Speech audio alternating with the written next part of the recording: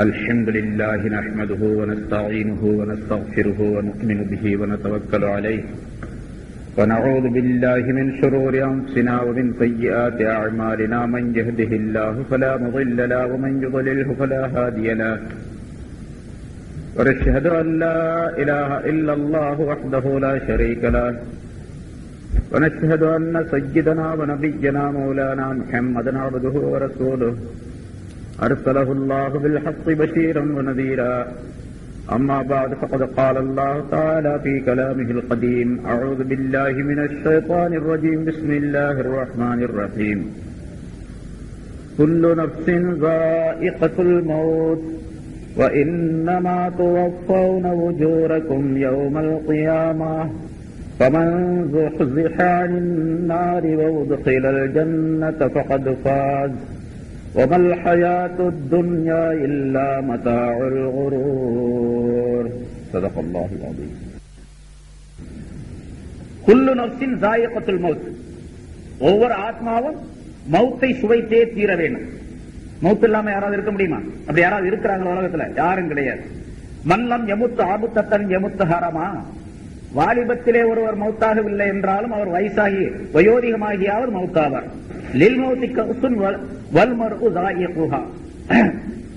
மௌத்துக்கு ஒரு கிளாஸ் இருக்கின்றது, ஒரு பாத்திரம். அந்த பாத்திரத்தில் பானம், மௌத் என்ற பானம் இருக்கின்றது. ஒவ்வொரு மனிதனும் அந்த பானத்தை சுவைத்தே தீர வேண்டும், குடித்தே தீர வேண்டும். அல் மௌத்து பாபும் குல்லுன்னாசி தாசிலுஹு. மௌத் என்பது ஒரு வாசல். உலகத்திலே ஒரு வாசல் அமைக்கப்பட்டு இருக்கின்றது, மௌத் என்ற வாசல். பலைத்தசாரி பாதல் பாவி மத்தார். ஒவ்வொரு மனிதரும் அந்த வாசலுக்குள் நுழைந்தே தீர வேண்டும். மௌத் என்ற அந்த வாசலுக்குள்ளே ஒவ்வொரு மனிதனும் நுழைந்தே தீர வேண்டும். வாசலுக்கு பின்னால என்ன இருக்குது அப்படின்னு யாருக்கு தெரியுது? எனக்கு தெரியலையே அப்படிங்கிறார் அந்த கவிஞர். பலைத்தசாரி பாதல் பாவி மத்தார். அந்த வாசலுக்கு பின்னால என்ன வீடு இருக்கின்றது? சொர்க்கம் என்ற வீடா, நரகம் என்ற வீடா அப்படிங்கிறது எனக்கு தெரியலையே அப்படிங்கிறார். மௌத் நிச்சயம் உண்டு. அந்த மௌத்தை மறந்துட்டு மனிதர்கள் உலகத்தில் வாழ்ந்து கொண்டிருக்கிறார். மௌத்தை மறக்கக்கூடிய உலகமா அல்லாஹ் தஆலா இந்த உலகத்தை ஆக்கி வச்சிருக்கிறான். மௌத்தை மட்டும் நினைக்கக்கூடிய உலகமா இருந்துச்சு அப்படின்னு சொன்னா என்ன ஆகும்? யாருமே டீ குடிக்க முடியாது, சாப்பிட முடியாது, சிரிக்க முடியாதுன்னு செய்ய முடியாது. ஸல்லல்லாஹு அலைஹி வஸல்லம் சொல்றாங்கல்ல, லவ், அதாவது நான் பார்க்கக்கூடியதை நீங்கள் பார்த்தால், நான் பார்க்கக்கூடிய காட்சிகளை நீங்கள் பார்த்தால், நான் கேட்கக்கூடிய விஷயங்களை நீங்கள் கேள்வி கேட்டால், உங்களுடைய காதுகளால் கேட்கக்கூடிய நிலை உங்களுக்கு ஏற்பட்டால், நீங்க இந்த உலகத்தில் யாருமே சிரிக்க மாட்டீர்கள், எல்லோருமே அழுது கொண்டிருப்பீர்கள், யாரும் சாப்பிட மாட்டீர்கள். எந்த மனிதரும் தன்னுடைய மனைவியோடு படுக்கையிலே இன்பம் பெற மாட்டார். எல்லா மனிதர்களும் காடுகளை நோக்கி ஓடி சென்று விடுவீர்கள். உலகத்தில் யாரும் பூமியிலே இருக்க மாட்டாங்க, எல்லாம் காடு காடா ஓடி திரிய ஆரம்பிச்சிருவீங்க.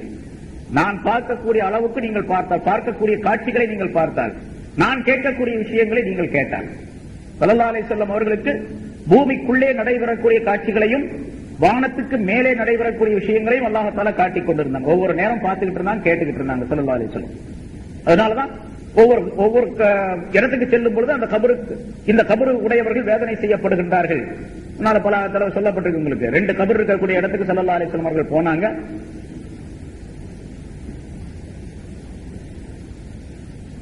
இந்த 2 கபரில் உள்ளவர்களும் வேதனை செய்யப்படுகின்றார்கள் அப்படின்னு சொல்லிட்டு, இவர்கள் பெரும் பாவத்தின் காரணமாக வேதனை செய்யப்படவில்லை.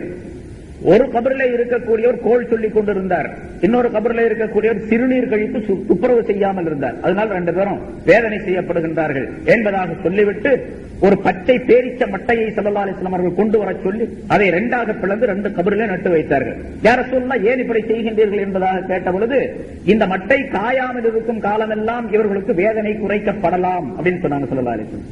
அதாவது இது செய்யக்கூடிய தஸ்பீஹின் காரணமாக, இந்த பச்சை மட்டை செய்யக்கூடிய தஸ்பீஹின் காரணமாக அவர்களுக்கு வேதனை குறைக்கப்படலாம் அப்படின்னு ஸல்லல்லாஹு அலைஹி வஸல்லம். இப்ப கபருக்குள்ள நடக்கிற ஸல்லல்லாஹு அலைஹி வஸல்லம் அவர்களுக்கு ஒரு நாள் ஒரு ஒட்டகத்துல ஏறி ஸல்லல்லாஹு அலைஹி வஸல்லம் சவாரி செய்யறாங்க. பின்னால சில சஹாபாக்களும் போயிட்டு இருக்காங்க. ஒரு குறிப்பிட்ட இடத்துக்கு போனோம்னா அந்த ஒட்டகம் துள்ள ஆரம்பிச்சிருச்சு, ரொம்ப கடுமையா துள்ளி.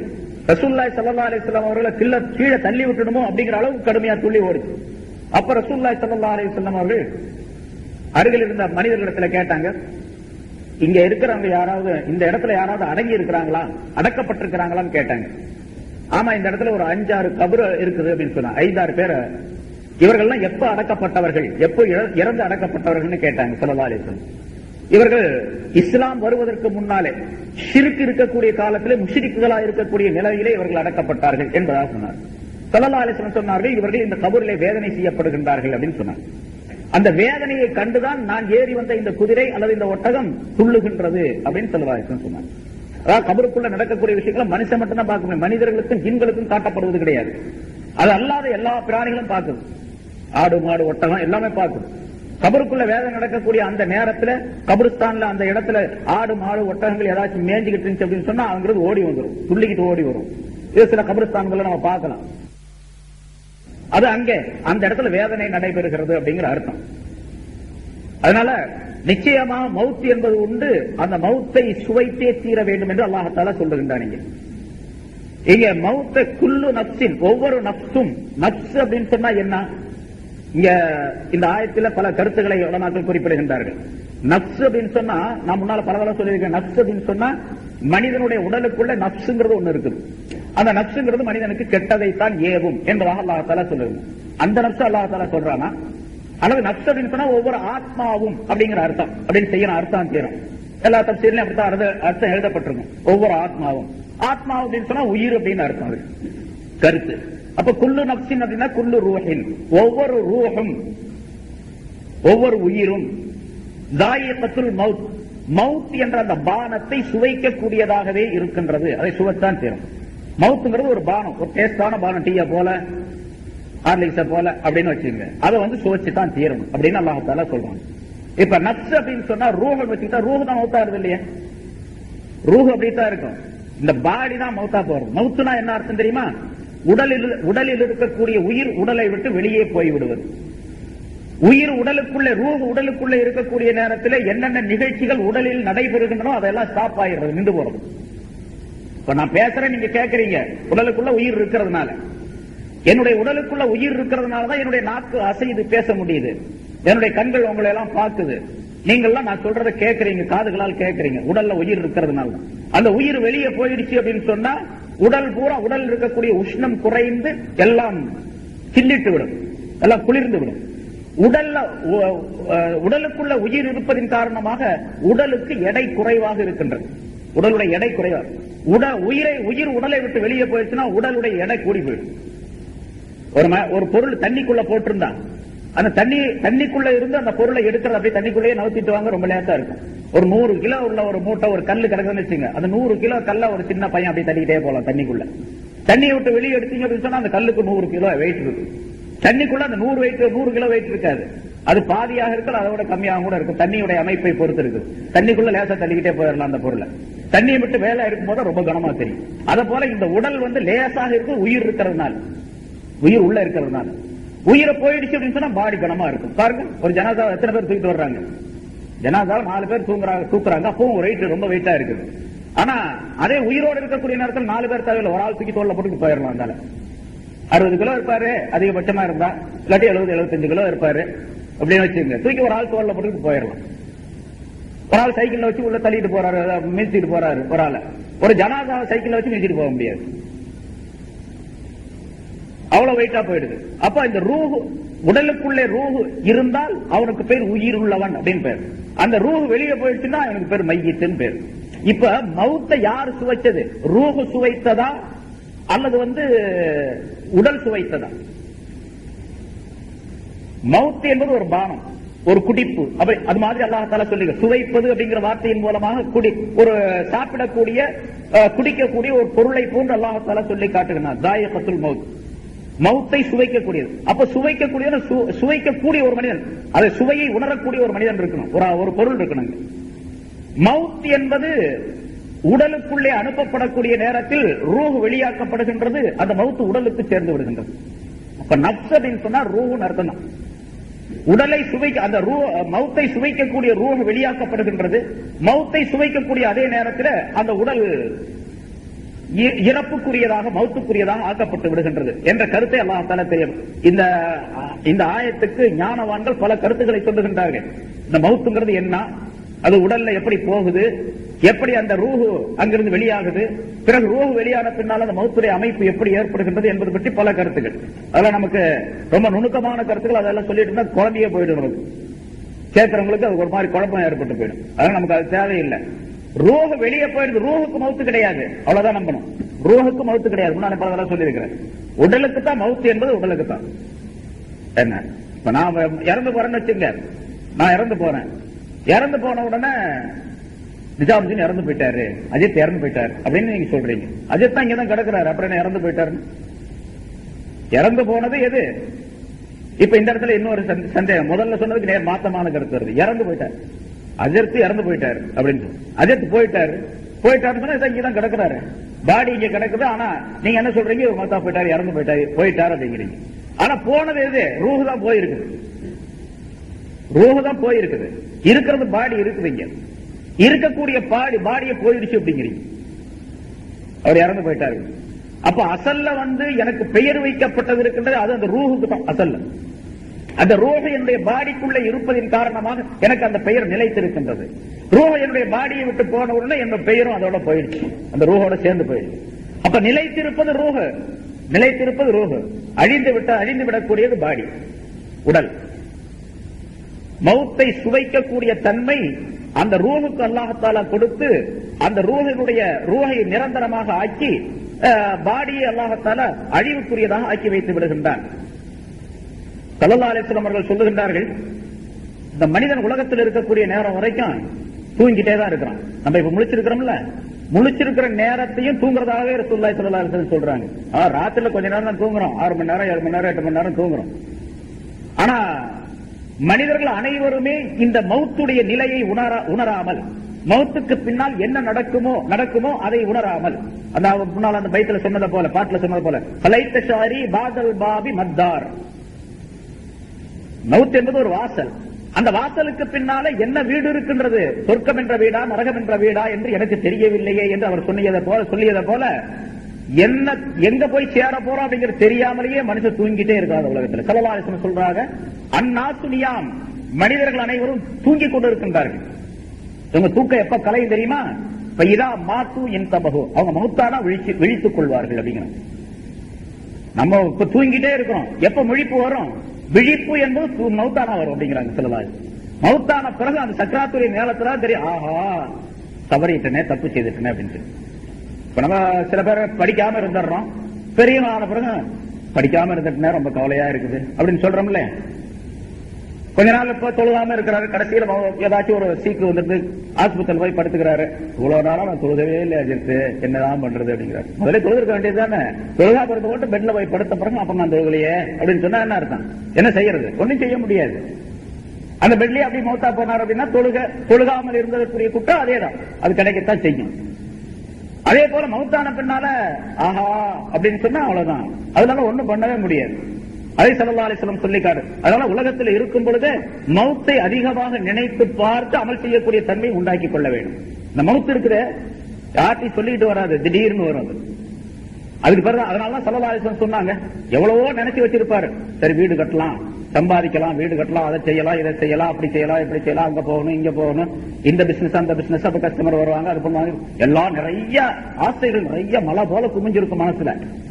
மௌத்து வந்துருச்சு, எல்லா ஆசையும் தவிடுபடியாயிடும். அதுக்கு பேர் தான் ஸல்லல்லாஹு அலைஹி வஸல்லம் ஹாதிமுல் லஸ்ஸாத், இன்பங்களை தகர்த்தெறியக்கூடியது மௌத்துக்கு பேர். அதனால ஸல்லல்லாஹு அலைஹி வஸல்லம் மௌத் என்ற வார்த்தையை சொல்லாமலேயே இப்படி சொல்லி காட்டுகின்றார்கள், அக்ஸிரு ஸிக்ர ஹாதிமில் லஸ்ஸாத், இன்பங்களை தகர்த்தெறியக்கூடிய ஒன்றை அதிகமாக நினைவு கொள்ளுங்கள் அப்படின்னு சொல்றாங்க. இன்பங்களை தகர்த்தெறியக்கூடிய ஒன்று அது மௌத், அந்த மௌத்தை அதிகமாக நினைத்துக் கொள்ளுங்கள் அப்படின்னு சொல்றாங்க. நிச்சயமாக மௌத் என்பது வரும், அதுல எந்த விதமான சந்தேகங்கள். முன்னால ஒரு சம்பவம் சொல்லி இருக்கிறேன், இந்த ஆயத்து சம்பந்தமா நிறைய விளக்கங்கள் அடுத்த வாரம் பார்ப்போம். அதை இப்ப சுருக்கமா அந்த ஆயத்தினுடைய மேலோட்டமான விளக்கம். மௌத் என்பது யாரும் தவிர்க்க முடியாது. அப்படி யாராவது இருந்தா ரசூலுல்லாஹி ஸல்லல்லாஹு அலைஹி வஸல்லம் இருந்திருக்கணும் உலகத்துல. அவங்க இருந்தா ஒன்னும் பிரச்சனையே இல்ல. ஸல்லல்லாஹு அலைஹி வஸல்லம் இருந்துகிட்டே இருக்காங்கன்னு வச்சுங்க, யாருக்கும் எந்த சந்தேகமும் வராது. இந்த நஜாத்து, அந்த மதஹபு, இந்த மதஹபு, அது இது ஒண்ணுமே தேவையில்லை. எல்லாத்துக்கும் ரசூலுல்லாஹ்ட்ட கேட்ட விளக்கம் சொல்லி விளக்கம் கேட்டு எல்லாரும் அது மாதிரி அமல் செஞ்சுட்டே போயிட்டே இருக்கலாம். அப்புறம் இந்த விஞ்ஞானத்துல அது கூடுமா, இது கூடுமா, ஸ்பீக்கர் வைக்கலாமா, இது வைக்கலாமா, ரேடியோ வைக்கலாமா, வீடியோ வைக்கலாமா, டிவி போடலாமா வேண்டாமா அப்படின்லாம் கேட்க வேண்டிய யார்ட்டையும் இந்த ஆலிசிட்ட போய் ரசூலுல்லாஹ்ட்ட கேட்டு எல்லாத்தையும் தீர்க்கும். ரசூல்லா தான் தேவை கட்டாயமா உலகத்துக்கு, இல்லையா? எந்த விஞ்ஞானியும் தேவையில்லை, எந்த மெஞ்ஞானியும் தேவையில்லை. ஸல்லல்லாஹு அலைஹி வஸல்லம் இருந்தா எந்த அறிஞரும் தேவையில்லை. அதான் எல்லாரும் தேவையில்லாம ரசூல்லா மட்டும் இருந்தா எப்படி ஆகுறது? மத்தவங்க எல்லாம் இல்லாம. அதனால எல்லாரும் இருக்கணும், எல்லாத்தையும் கேட்கணும். இந்த அஜயத்தை பெருசா காஜர் சொல்றதை நீங்க கேட்கணும். ரசூல்லாவும் போயிட்டாங்க. ஸல்லல்லாஹு அலைஹி வஸல்லம் அவர்கள் இருக்கணும். அப்படி இருந்தா, அப்படி ரசூலுல்லாவே இல்ல அப்படிங்கும் போது அப்புறம் யாருமே இல்லை. இன்னக்க மையத்தும் வயின்னஹும் மையத்தும், அல்லாஹ் தஆலா அப்படித்தான் சொல்றான் குர்ஆன். நபியே நீங்களும் மௌத்தாக கூடியவர்கள் தான், இவர்கள் எல்லோருமே மௌத்தாக கூடியவர்கள் தான் அப்படின்னு சொல்லிட்டான் அல்லாஹ். அதனால ஸல்லல்லாஹு அலைஹி வஸல்லம் எல்லாருமே மௌத்தாக கூடியவர்கள் ஒட்டுமொத்தமா சொல்லாம ரசூலுல்லாஹ் மட்டும் குறிப்பிட்டு தனியாக சொல்லி அப்புறம் எல்லா மனிதர்களையும் சொல்றான். இன்னக்க மையத்தும், நிச்சயமாக நீரும் மையத்து தான், வயின்னஹும் மையத்தும், அவர்களும் மையத்துகள் தான் என்று சொல்லுவதன் மூலமாக ஸல்லல்லாஹு அலைஹி வஸல்லம் அவர்களுக்கும் இறப்பு உண்டு அப்படின்னு சொல்றாங்க அல்லாஹ் தஆலா. ஒரு 30 வருஷத்துக்கு முன்னாலே, 30-40 வருஷத்துக்கு முன்னாலே ஆராய்ச்சி பண்ணாங்க. இறப்பை எப்படியாவது தடுக்கலாமா அப்படின்னு ஆராய்ச்சி பண்ணாங்க. மௌத்தாகாம மனுஷன் தடுக்கிறோம், மௌத்தை வெல்வது, வென்று விடுவது, அது கூட சண்டை போட்டு ஜெயிச்சிடுறது, அதை செஞ்சு பார்க்கலாமே அப்படின்னு சொல்லிட்டு ஒரு முயற்சி பண்ணாங்க அமெரிக்க விஞ்ஞானிகள் எல்லாம் சேர்ந்து, டாக்டர்கள் எல்லாம் சேர்ந்து. அதே மாதிரி உயிர் என்பது மனிதனுடைய உடலுக்குள்ள ஒரு ஆவி நிலையில் இருக்கக்கூடிய ஒரு பொருள் தான் ரூஹ் என்பது. அது நல்லா தெரியும். ஏன்னு கேட்டா திடப்பொருளாக, பருப்பொருளாக அது இல்ல. நம்ம கண்ணை போல, காதை போல, இந்த வாட்சிய போல, இந்த டேப் போல, இந்த கிளாஸ் போல அப்படியா இருக்குது. ஒரு உருவம் உள்ள பொருளாக இல்ல, உருவம் இல்லாத பொருள் தான் அப்படின்னு நல்லா தெரியும். ஒரு காற்றை போல இருக்கும் அப்படின்னு வச்சுக்கலாம், ஒரு ஒளிய போல இருக்கும் அப்படின்னு வச்சுக்கலாம். ஆனா ரூஹ் என்னன்னு யாருக்குமே தெரியாது. இதுவரைக்கும் யாரும் சொல்றதும் கிடையாது, இனிமேல் சொல்லவும் முடியாது. அல்லாஹ் தஆலா குர்ஆன்ல தெளிவாக சொல்லிட்டான். சரி, அந்த ரூஹ் இருக்குது, அந்த ரூஹ் போகக்கூடிய நேரத்துல, உயிர் போகக்கூடிய நேரத்துல இருக்கக்கூடிய ஒரு மனுஷனை பிடிச்சு கொஞ்சம் டெஸ்ட் பண்ணனா அந்த உயிரை காப்பாத்தலாமா இல்லையான்னு பாத்திரலாம் அப்படிங்கிறதுக்காக வேண்டி அந்த விஞ்ஞானிகள், அந்த டாக்டர்கள் என்ன பண்ணாங்க, எல்லாம் சேர்ந்து இன்னும் கொஞ்ச நேரத்துல இறந்து போயிடுவான் அப்படின்னு அவர்களுடைய கணக்குப்படி கணக்கு போடப்பட்ட ஒரு மனிதன். அதுக்கு முதல்லயே ஒரு கண்ணாடி கூண்டு தயார் செஞ்சாங்க. கண்ணாடி கூண்டு, அந்த கண்ணாடி 4 பக்கம் கண்ணாடி, கீழையும் கண்ணாடி, மேலையும் கண்ணாடி, ரொம்ப பருமனான கண்ணாடி, அதை உடைக்க முடியாத, அதாவது குண்டு துளைக்காத அப்படின்னு சொல்றோம்ல. இப்ப மந்திரிகளுக்கு எல்லாம் பாதுகாப்பு குண்டு துளைக்காத கண்ணாடி காரு அப்படின்னு சொல்லிட்டு, அந்த மாதிரி குண்டால் துடைக்க முடியாத வலுவான ஒரு கண்ணாடி மாளிகை எழுப்பினாங்க, கண்ணாடி கூண்டு. இன்னும் ஒரு 10 நிமிஷத்துல அல்லது 5 நிமிஷத்துல அவருடைய உயிர் போயிரும் அப்படின்னு சொல்லப்படக்கூடிய ஒரு ஆளை ஆஸ்பத்திரியில இருந்து பிடிச்சிட்டு வந்து கொண்டு வந்து அந்த கூண்டுக்குள்ள வச்சுட்டாங்க, அந்த கண்ணாடி பெட்டிக்குள்ள வச்சுட்டாங்க. வச்சுட்டு அந்த கதவை சாத்தியாச்சு. அது காத்தும் கூட போக முடியாத ஒரு அமைப்புள்ள கண்ணாடி பெட்டி. அது காத்தும் கூட உள்ள போகாது, உள்ள இருந்து வெளியே வராது, வெளியே இருந்து உள்ள போக முடியாது. அப்படிப்பட்ட ஒரு வலுவான ஒரு கண்ணாடி அறை ஒரு பெட்டி செஞ்சாங்க. அந்த பெட்டிக்குள்ள அந்த ஜனாதா, அந்த நோயாளியை கொண்டு போய் வச்சாச்சு. இன்னும் ஒரு 5 நிமிஷத்துல 10 நிமிஷத்துல இறந்து போயிடுவார். இது எவ்வளவு பேரு, ஒரு பெரிய டாக்டர் குழுவே இந்த மாதிரி உள்ள ஒரு ஆராய்ச்சி செய்யறாங்க. எல்லா டாக்டர்களும் அந்த கண்ணாடி சுத்தி, கண்ணாடி பெட்டி சுத்தி உட்கார்ந்துட்டாங்க. ரூஹ் எப்படி போகுது, அது மூக்கு வழியா போகுதா, வாய் வழியா போகுதா, வேற வழியா போகுதா அப்படின்னு பார்க்கலாம் அப்படின்னு சொல்லிட்டு எல்லாரும் உட்கார்ந்து இருந்தாங்க. இது நிஜமா நடந்தது, கதை அல்ல இது. ஒரு 40 வருஷத்துக்கு முன்னால டெஸ்ட் பண்ணி முடிச்சு மௌத்தை வெல்ல முடியாது அப்படின்னு எழுதி வச்சிருக்கிறாங்க. இப்போ அந்த கெஜெட்ல இருக்குது. சரி, அப்ப எல்லாம் உட்கார்ந்து இருக்கிறாங்க. கொஞ்ச நேரம் ஆன உடனே அந்த மனிதன் ஒரு பெருமூச்சு விட்டான். உள்ள மூச்சு விட்ட உடனே மூக்கு வழியாக வெள்ளையா ஒரு புகை வந்துச்சு. வெள்ளையா புகை மாதிரி, சிகரெட் குடிச்சால் அது இந்த தேநீர்ல இருந்து போவதில் அது மாதிரி ஒரு புகை வந்தது. லேசா புகை வந்தது. வந்த உடனே சுருளா அந்த புகை அப்படியே மேல போச்சு. நுண்ணிய கருவிகளை வச்சு பார்த்துக்கிட்டே இருக்கிறாங்க வெளியே உட்கார்ந்து. மேல போச்சு. மேல போனோம்னா அந்த மேல் தளத்துல அந்த கண்ணாடியில போய் மோதிச்சு. திரும்ப கீழே வந்துச்சு அந்த புகை சுருள். அப்புறம் இந்த சைடுல போச்சு, அந்த சைடுக்கு போச்சு. எல்லாம் முட்டி முட்டி பார்த்துட்டு திரும்பி வந்துருச்சு. அப்படியே திரும்பி வந்து இந்த மனிதனுடைய மூக்குக்குள்ள மறுபடியும் வந்து பூந்துச்சு. பூந்த உடனே எல்லாரும் கை தட்டி சிரிச்சாங்க. மரணத்தை வென்று விட்டோம் அப்படின்னு சொல்லிட்டு அந்த ஆளுக்குள்ள உள்ள போயிடுச்சுல மறுபடியும். அதுதான் ரூஹு, அதுதான் உயிர். அது வெளியே போச்சு, போறதுக்கு வழி இல்லாம திரும்ப அந்த ஆளுக்குள்ளேயே போயிடுச்சு அப்படின்னு சொல்லி முடிவு பண்ணி கை தட்டி சிரித்த போது மீண்டும் புகை போன்ற அந்த ரூஹானது அதிவேகமாக வந்து கண்ணாடி பெட்டியை உடைத்துக் கொண்டு வெளியேறியது. தூள் தூளாயிருச்சு பெட்டி. இந்த டாக்டர்கள் ஆஸ்பத்திரி போயிட்டாங்க.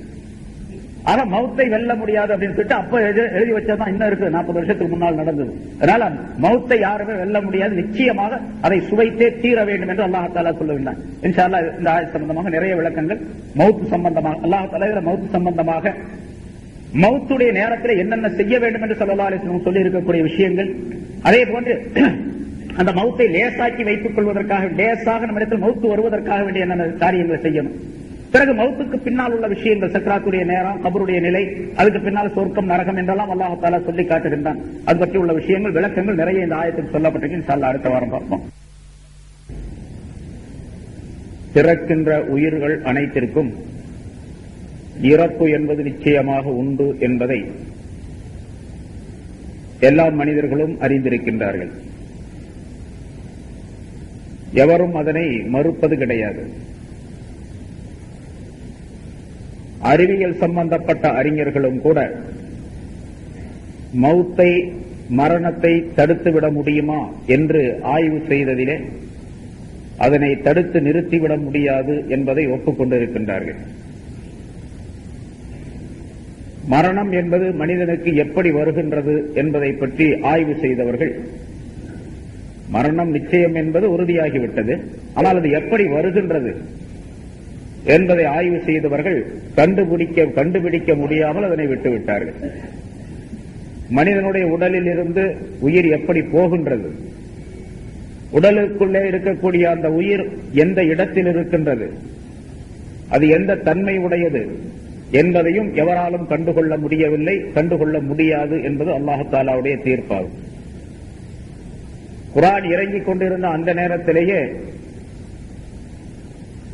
அந்த மக்காவாசிகள் கேட்டார்கள், ரூஹ் என்றால் என்ன என்பது பற்றி. உயிர் என்றால் என்ன?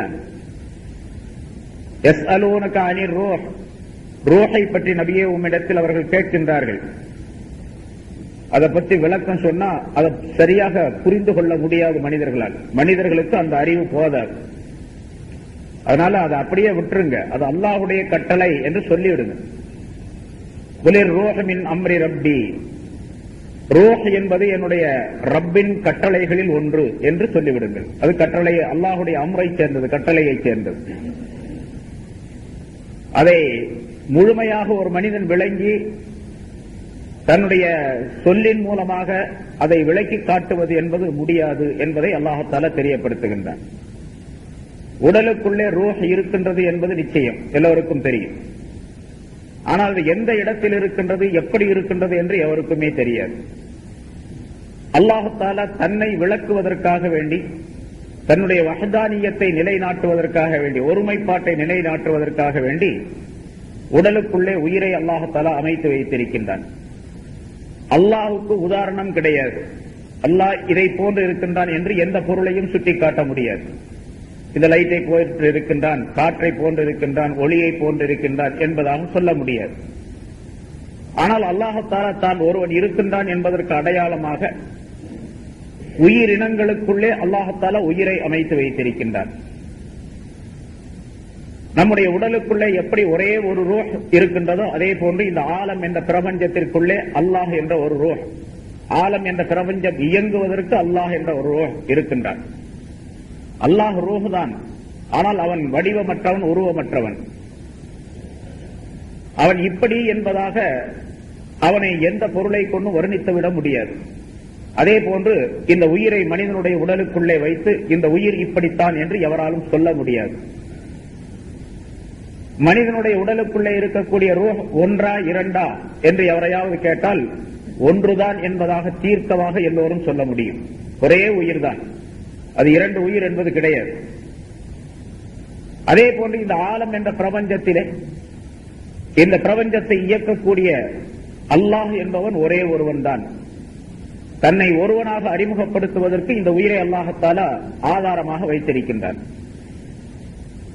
நம்முடைய உடலில் இருக்கக்கூடிய உறுப்புகள் அனைத்தும் இயங்குவது உயிரின் மூலமாகத்தான். உயிர் இல்லாவிட்டால் கண்களால் பார்க்க முடியாது, காதுகளால் கேட்க முடியாது, நாவினால் பேச முடியாது, கைகளால் செயல்பட முடியாது, கால்களால் நடக்க முடியாது, எந்த வேலையும் செய்யாது. உடல்ல எல்லா உறுப்பும் இருக்கும். உயிர் போயிடுச்சு, நான் இறந்து விட்டேன், என்னுடைய ஜனாசா கிடக்குது, பார்க்க முடியாது. என் கண்ணு இருக்குது, கண்ணினால் பார்ப்பது கிடையாது. கண்ணுக்கு பார்வையை தருவது உயிர் மூலமாக. அந்த ரூஹ் என்பதுதான் கண்களுக்கு பார்வையை தருகின்றது, பார்க்கக்கூடிய சக்தியை உண்டாக்கி தருவது. எப்படி ஒரு இயந்திரத்திற்கு, ஒரு காருக்கு அது இயங்குவதற்கு பெட்ரோல் என்பது அதற்கு உயிர் நாடியாக இருக்கின்றது. அதே போன்று எல்லாருக்கும் இன்ஜின்லாம் இருக்குது, புது இன்ஜின் தான், எல்லாமே இருக்குது, கரெக்டா இருக்குது, டயர் இருக்குது, அதனுடைய டேங்க் இருக்குது, மற்ற உறுப்புகள், பாகங்கள், உதிரி பாகம் எல்லாமே சரியா கரெக்டா இருக்குது. ஆனா பெட்ரோல் மட்டும் இல்லை அப்படின்னு சொன்னா வண்டி ஓடாது. அதுக்கு உயிர் அந்த பெட்ரோல் தான். அது போல கண்கள், காதுகள், மூக்கு, நாக்கு, கை, இதயம் எல்லாம் இருக்குது. ஆனா எதுவுமே இயங்காது உயிர் இல்லாவிட்டால். ஆலம் என்பது இந்த உடலை போன்று, மனிதனுடைய உடலை போன்று இந்த ஆலம், பிரபஞ்சம். பிரபஞ்சம் என்று சொன்னால் முன்னால் விளக்கம் சொல்லியிருக்கிறேன். அது இந்த பூமியுடைய உருண்டை மட்டுமல்ல. இந்த பூமிங்கிறது சும்மா ஒரு கடுகளவு உள்ளது. ஆலம் என்ற இந்த பிரபஞ்சத்திலே ஒரு கடுகளவு அல்லது அதை விட சின்னது. இதை போன்று கோடிக்கணக்கான கோளங்கள், உருண்டைகள் இந்த ஆலம் என்ற பிரபஞ்சத்திற்குள்ளே இருக்கின்றன. அது கணக்கிட முடியாது. அவ்வளவு பெரிய விரிந்த பரந்த அளவை கொண்டதாக அல்லாஹ் தஆலா இந்த ஆலம் என்ற பிரபஞ்சத்தை படைத்திருக்கின்றான். இதற்குள் இருக்கக்கூடிய எல்லா பொருள்களும் இயங்க வேண்டும் என்று சொன்னால், சூரியன் ஒளியை தர வேண்டும் என்றால், சந்திரன் தன்னுடைய குளிர்ச்சியை தர வேண்டும் என்றால், இந்த பூமி மற்ற கோளங்கள் எல்லாம் சுற்றி கொண்டு வர வேண்டும் என்றால், இதில் இருக்கக்கூடிய பொருள்கள் எல்லாம் அதனுடைய தன்மையுடன் நடந்து கொள்ள வேண்டும் என்றால், அது அல்லாஹ் என்ற ஒரு உயிரின் மூலமாகத்தான் முடியும். அல்லாஹ் இல்லாவிட்டா எதுவுமே. பூமியில ஒரு விதையை போடுறோம், அதிலிருந்து ஒரு செடி, ஒரு மரம் முளைத்து வருகின்றது என்று சொன்னால் அது தானாக முளைக்கல. அல்லாஹ் என்ற ரூஹ் அதற்கு இருக்கின்ற காரணத்தால் அல்லாஹுவை கொண்டுதான் அது முளைக்கின்றது. அல்லாஹ் முளையை செய்கின்றான். அதனால எல்லாமே அல்லாஹுவை கொண்டு ஆகக்கூடியதான். அல்லாஹ் அல்லாம எதுவுமே ஒரு அணுவும், அவனன்றி ஒரு அணுவும் அசையாது அப்படின்னு நம்ம சொல்றோம். ஆக எப்படி உயிர், உடலுடைய உறுப்புகள் இயங்குவதற்கு உயிர் கட்டாயமோ அதே போன்று அல்லாஹ் தஆலா இந்த ஆலம் என்ற பிரபஞ்சம் இயங்குவதற்கு, இதற்குள்ளே இருக்கக்கூடிய பொருள்கள் அனைத்தும் இயங்குவதற்கு அல்லாஹ் கட்டாயம் தேவை. அல்லாஹ் இல்லாம முடியாது. இப்ப அல்லாஹ் தனக்கு ஆதாரமாக தான் இருக்கின்றான், அவன் இருக்கின்றான் என்பதற்கு ஆதாரமாக மனிதனுக்குள்ளே இருக்கக்கூடிய ரூஹை அமைத்து வைத்திருக்கின்றான். அல்லாஹ் இருக்கிறான், உயிர் இருக்குது அப்படிங்கிறது நிச்சயம். அந்த உயிர் கருப்பா, சிவப்பா, வெள்ளையா, அது நெட்டையா, குட்டையா அப்படின்னு சொல்லி யாராவது சொல்ல முடியுமா? ஒரே ஒரு உயிர் தான், அது உடலுக்குள்ள இருக்குது. ஆனா அது எப்படி, எந்த தன்மை உடையதா இருக்குது அப்படிங்கிறத யாராவது சொல்ல முடியுமா? சொல்ல முடியாது. அதே போன்று அல்லாஹ்வையும் சொல்லி காட்ட முடியாது. சரி, உயிர் என்பது இருக்கின்றது, அதை ஏதாவது ஒரு மற்றொரு பொருளை கொண்டு உணர்ந்து கொள்ள முடியுமா? அப்படி உணர்ந்து கொள்ளவும் முடியாது. கண்களால், காதுகளால், அதாவது ஐம்புலன்களால், கண்களால் பார்த்து தெரிவது, காதினால் கேட்டு தெரிவது, கையினால் தொட்டு தெரிவது, இப்படிங்கிற எந்த பொருளின் மூலமாகவும் அந்த உயிரை விளங்கிக் கொள்ள முடியாது. அதே போன்று அல்லாஹ்வையும் இந்த பிரபஞ்சத்தில் இருக்கக்கூடிய எந்த பொருளின் மூலமாகவும் விளங்கிக் கொள்ள முடியாது இந்த உலகத்தில் இருக்கக்கூடிய காலத்தில். ஆக இப்படி ஏராளமான விளக்கங்கள். உயிர் என்பது மனிதனுக்குள்ளே உயிரை அல்லாஹ் தஆலா வைத்திருப்பதற்கு, அல்லாஹ் தஆலா ஒருவன் என்பதற்கு சான்றாக இந்த உயிரை அமைத்து வைத்திருக்கிறான் என்பதற்கு விளக்கங்கள் சொல்லப்பட்டிருக்கின்றன. அந்த உயிர் நிச்சயமாக இந்த உடலை விட்டு ஒரு நாள் போய்த்தான் தீரும். மவுத் என்பதை அந்த மனிதன் சுவைத்துத்தான் தீர வேண்டும் என்பதை விஞ்ஞானிகள் அனைவருமே ஒத்துக்கொண்டிருக்கக்கூடிய ஒரு விஷயம். அறிவியலார் சொல்லக்கூடிய ஒரு காரணம், எல்லா உயிரும் இறந்துதான் தீர வேண்டும். உயிரினம் என்று சொன்னால் அந்த உயிரினத்திற்குள்ளே, ஒரு உயிருக்குள்ளே, இப்ப மனிதனை எடுத்துக்கொண்டால் மனிதன் ஒரு உயிர். இதுல மனிதனுடைய உயிர் இயங்குவதற்காக வேண்டி, அவன் உடல் இயங்குவதற்காக வேண்டி சூடு, குளிர்ச்சி, உஷ்ணம், குளிர்ச்சி என்ற இரண்டு பகுதிகளை அல்லாஹ் தஆலா ஆக்கி வைத்திருக்கின்றான். அந்த உஷ்ணமும் குளிர்ச்சியும் சரி சமமான நிலையில் மனிதனுடைய உடலுக்குள்ளே இருக்க வேண்டும். உஷ்ணம் எவ்வளவு இருக்க வேண்டுமோ அவ்வளவு இருக்க வேண்டும். எவ்வளவு இருக்கணும்? ஒரு மனிதனுடைய உடலுக்கு சூடு தேவை. சூடு இல்லாட்டிச்சுன்னா மையத்தா போயிடுவான். சூடு தேவை. அந்த சூடு 98.5, 98 டிகிரி அது அவனுக்கு சூடு இருந்து கொண்டே இருக்கணும். கூட போச்சு காய்ச்ச வந்துருச்சுன்னு அர்த்தம், ஜுரம் வந்துருச்சு அவனுக்கு. 100 டிகிரி, 100, 101 அப்படின்னு சொன்னா கடுமையான ஜுரம். 102னா, 110 சொன்னா ஆல் அவுட், கடுமையான ஜுரம் வந்துருச்சுன்னு சொல்லி. 98க்கு கீழே போயிடுச்சு அப்படின்னு சொன்னா ஜன்னி வந்துருச்சுன்னு அர்த்தம் அவனுக்கு. குளிர்ச்சி ரொம்ப அதிகமா போச்சு. இப்ப மனிதனுக்கு சூடு, உடல்ல சூடும் தேவை, குளிர்ச்சியும் தேவை. விஞ்ஞானிகள் சொல்லக்கூடிய பிலாசபி என்று சொல்லப்படக்கூடிய அறிவியல் சம்பந்தப்பட்ட அறிஞர்கள் சொல்லக்கூடிய கருத்து என்னவென்றால், இந்த உடலுக்குள்ள இருக்கக்கூடிய சூடும் குளிர்ச்சியும் ஒரு குறிப்பிட்ட காலம் வரைக்கும் சரிசமமாக இயங்கி வரும். பிறகு இந்த சூடு கொஞ்சம் கொஞ்சமாக அதிகமாகி அந்த குளிர்ச்சியை இல்லாமலாக்கி விடக்கூடிய ஒரு காலம் வரும், நேரம் வரும். ருதூபத் என்று சொல்லப்படக்கூடிய அந்த குளிர்ச்சியான தன்மையை இல்லாமல் ஆக்கிவிடும். அப்படி இல்லாமல் ஆக்கக்கூடிய நேரத்திலே மவுத் என்பது, மரணம் என்பது நிச்சயமாக இந்த உடலுக்கு ஏற்பட்டுவிடும். மவுத்துக்கு அவங்க தரக்கூடிய விளக்கம். ஆனா மவுத்து எப்படி வருது, இந்த உயிர் எப்படி போகுது அப்படின்னு யாரும் போன வாரம் உங்களுக்கு விளக்கம் சொல்லப்பட்டது. விஞ்ஞானிகள் எல்லாம் சேர்ந்து ஆய்வு செஞ்சாங்க, கடைசியில ஒண்ணும் முடியல. அது எப்படி போச்சு அப்படிங்கறதே தெரியாது அவங்களுக்கு. எவருமே கண்டுபிடிக்கப்பட முடியாத ஒன்று. அந்த மவுத்தை நிச்சயமாக சுவைத்தே தீர வேண்டும் என்று அல்லாஹ் சொல்லுகிறான். எவ்வளவு பெரிய கோட்டைக்குள்ளே நீங்கள் வலுவான கோட்டைக்குள்ள இருந்தாலும் சரி, பைனமா தக்கூனும் யுதுரிக்கும் மௌத்து, முன்னால் உள்ள ஆயத்தில் சொல்லப்பட்டு இருக்கின்றது. நீங்கள் எங்கிருந்தாலும் மௌத்து உங்களை அடைந்தே தீரும் என்று அல்லாஹ் சொல்லி காட்டுகின்றான். ஆக நிச்சயமாக மௌத்து மனிதனுக்கு இருக்கின்றது. அந்த மௌத்துக்காக வேண்டி தன்னை தயார்படுத்திக் கொள்ள வேண்டும் என்பதை மனிதன் உணர்ந்து வாழ வேண்டும் என்பதற்காக வேண்டி அல்லாஹ் தஆலா இந்த ஆயத்திலே சொல்லி காட்டுகின்றான். மௌத்தாகாமல் இறந்து விடாமல் ஒரு மனிதன் இருக்க வேண்டும் என்று சொன்னால் அது ரசூலுல்லாஹி ஸல்லல்லாஹு அலைஹி வஸல்லம் அவர்கள் இருந்திருக்க வேண்டும். அவர்கள்தான் இந்த உலகத்திற்கு மிக முக்கியமாக தேவைப்பட்டவர்கள். அவர்கள் இறந்து விட்டார்கள் என்று சொல்லும் பொழுது நிச்சயமாக எல்லா உயிர்களும் இறந்தே தீர வேண்டும் என்பது அங்கிருந்து விளக்கப்படுகின்றது என்பதாகவும் குறிப்பிடுகின்றார்கள். சென்ற வாரம் அது பற்றி சில விளக்கங்கள் சொல்லப்பட்டன.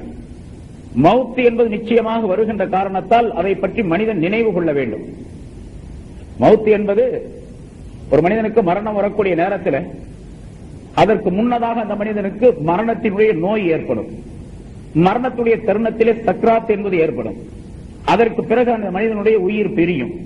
உயிர் பிரிந்த பின்னால் அவனுடைய ஜனாசா என்று அவனுக்கு பெயர் ஏற்படும். அந்த ஜனாசாவுக்கு சில கடமைகளை செய்ய வேண்டும் என்று ரசூலுல்லாஹி ஸல்லல்லாஹு அலைஹி வஸல்லம் சொல்லி காட்டுகின்றார்கள். ஜனாசா ஏற்பட்டு விட்டால் என்னென்ன செய்ய வேண்டும் என்பதை. பிறகு அந்த ஜனாசாவை குளிப்பாட்ட வேண்டும், கஃனிட வேண்டும், தொழ வைக்க வேண்டும், அதை அடக்கம் செய்ய வேண்டும். பிறகு அந்த ஜனாசாவுக்காக வேண்டி உயிரோடு இருக்கக்கூடியவர்கள் என்ன செய்ய வேண்டும் என்பது பற்றியுள்ள விளக்கங்களை எல்லாம் ரசூலுல்லாஹி ஸல்லல்லாஹு அலைஹி வஸல்லம் அவர்கள் சொல்லி காட்டுகின்றார்கள். இந்த ஆயத்திற்கு விளக்கம் எழுதக்கூடிய உலமாக்கள் குல்லு நஃப்ஸின் ஸாயிகத்துல் மௌத், ஒவ்வொரு ஆத்மாவும் மௌத்தை சுவைத்தே தீர வேண்டும் என்று சொல்லக்கூடிய இந்த ஆயத்தை நினைவு கொள்ளும் பொழுது, இதை பார்க்கும் பொழுது அந்த மௌத்துடைய எல்லா நிலைகளும் அந்த மனிதருக்கு வந்துவிட வேண்டும், நினைவில் வர வேண்டும், அதன்படி அமல் செய்வதற்கு இந்த உலகத்திலே தயாராக வேண்டும் என்பதை இந்த ஆயத்தை சுட்டிக்காட்டுகின்றது என்பதாக விளக்குகின்றார்கள். ஒரு மனிதனுக்கு மரணம் வந்துவிட்டால் அந்த மரணத்தினுடைய நேரத்தில் அவனுக்கு சக்ராத்துல் மௌத், மௌத்துடைய சக்ராத், கடுமையான நிலை என்று ஒன்று ஏற்படும். சென்ற வாரம் அந்த ஆயத்து உங்களுக்கு சொல்லப்பட்டது. வஜாஅத் சக்ரத்துல் மௌத் பில் ஹக், மௌத்துடைய சக்ராத் கடினமான நிலை என்பது நிச்சயமாக உண்மையாக அது வந்தே தீரும் என்று அல்லாஹ் தஆலா சொல்லுகின்றான். ஸல்லல்லாஹு அலைஹி வஸல்லம் அவர்கள் சொல்லுகின்றார்கள், இன்னலில் மௌத்தில சக்ராத்தின், மௌத்துக்கு சக்ராத் என்பது நிச்சயமாக உண்டு. சக்ராத் என்று சொன்னால் கடினமான ஒரு நிலை. மரண சமயத்தில் ஏற்படக்கூடிய நிலைக்கு பேர் சக்ராத் என்பதாக சொல்லப்படும். அது அல்லாத நேரத்தில் எவ்வளவு கஷ்டம் ஏற்பட்டாலும் அதுக்கு பேர் சக்ராத்னு சொல்றதில்ல. ஏன்னு கேட்டா அந்த சக்ராத் என்ற அந்த கடினமான நிலை இருக்கு பாருங்க, அது போல மனிதன் உயிரோடு இருக்கக்கூடிய நேரத்தில் கடினமான நிலை வர்றதே கிடையாது. அவ்வளவு கடினமான நிலை வர்றதே கிடையாது. நபி இப்ராஹிம் அலைஹிஸ்ஸலாம் அவர்கள் இறந்து விட்ட பின்னாலே, இறந்த நேரத்திலே அவருடைய உயிரை கைப்பற்றி மலக்கு அல்லாஹ் தஆலாவுடைய சன்னிதானத்திற்கு கொண்டு சென்றார். அல்லாஹ் தஆலா இப்ராஹிம் அலைஹிஸ்ஸலாம் அவருடைய அந்த ரூஹ் இடத்திலே கேட்டார்.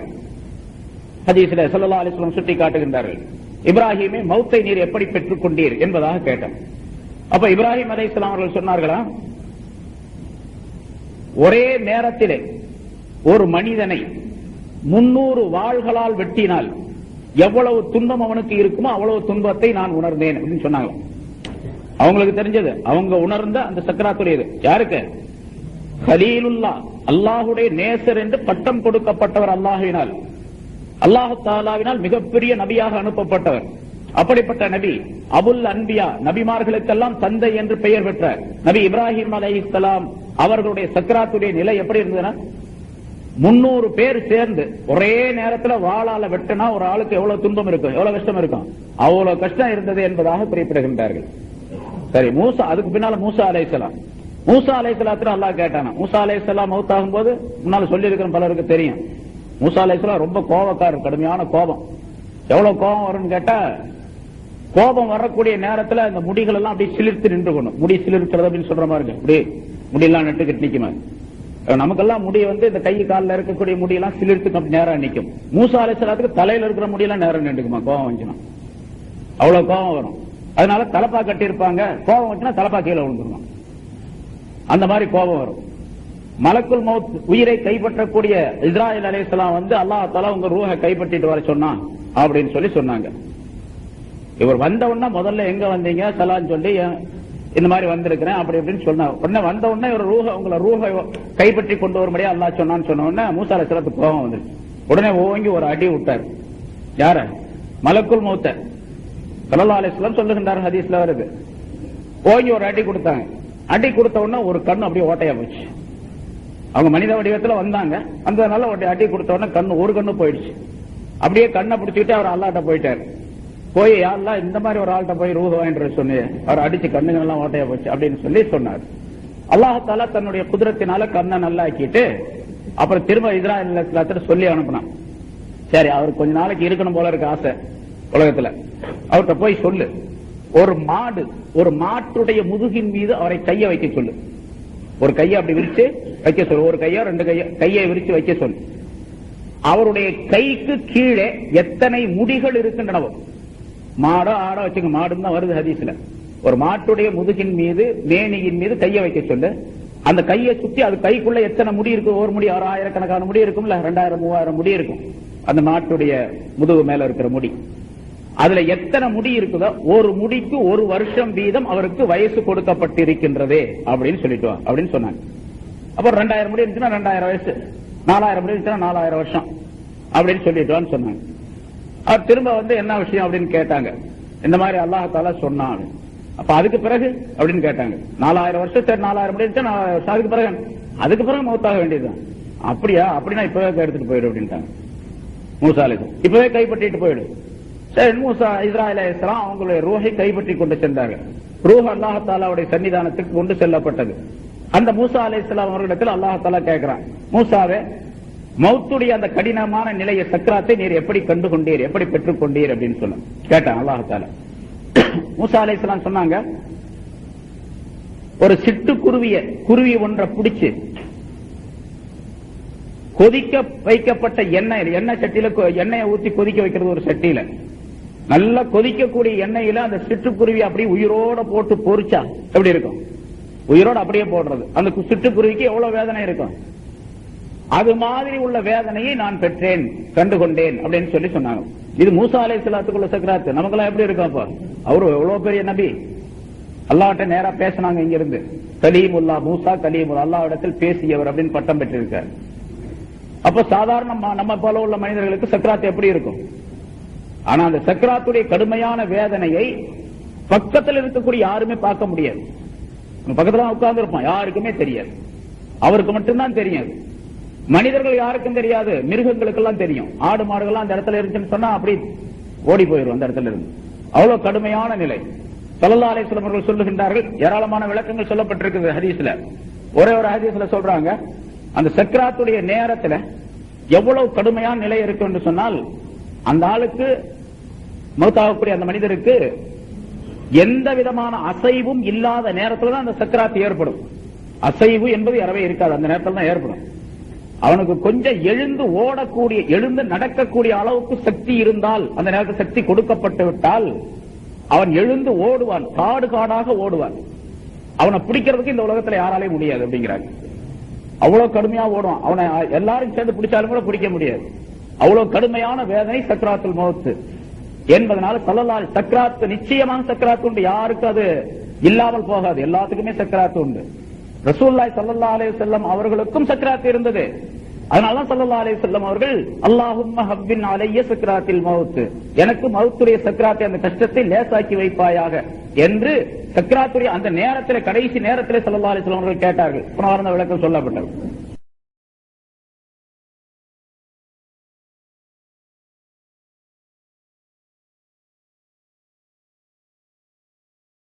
சக்ராத், மௌத்துக்கு சக்ராத் என்பது நிச்சயமாக உண்டு என்பதாக சொல்லுகின்றார்கள்.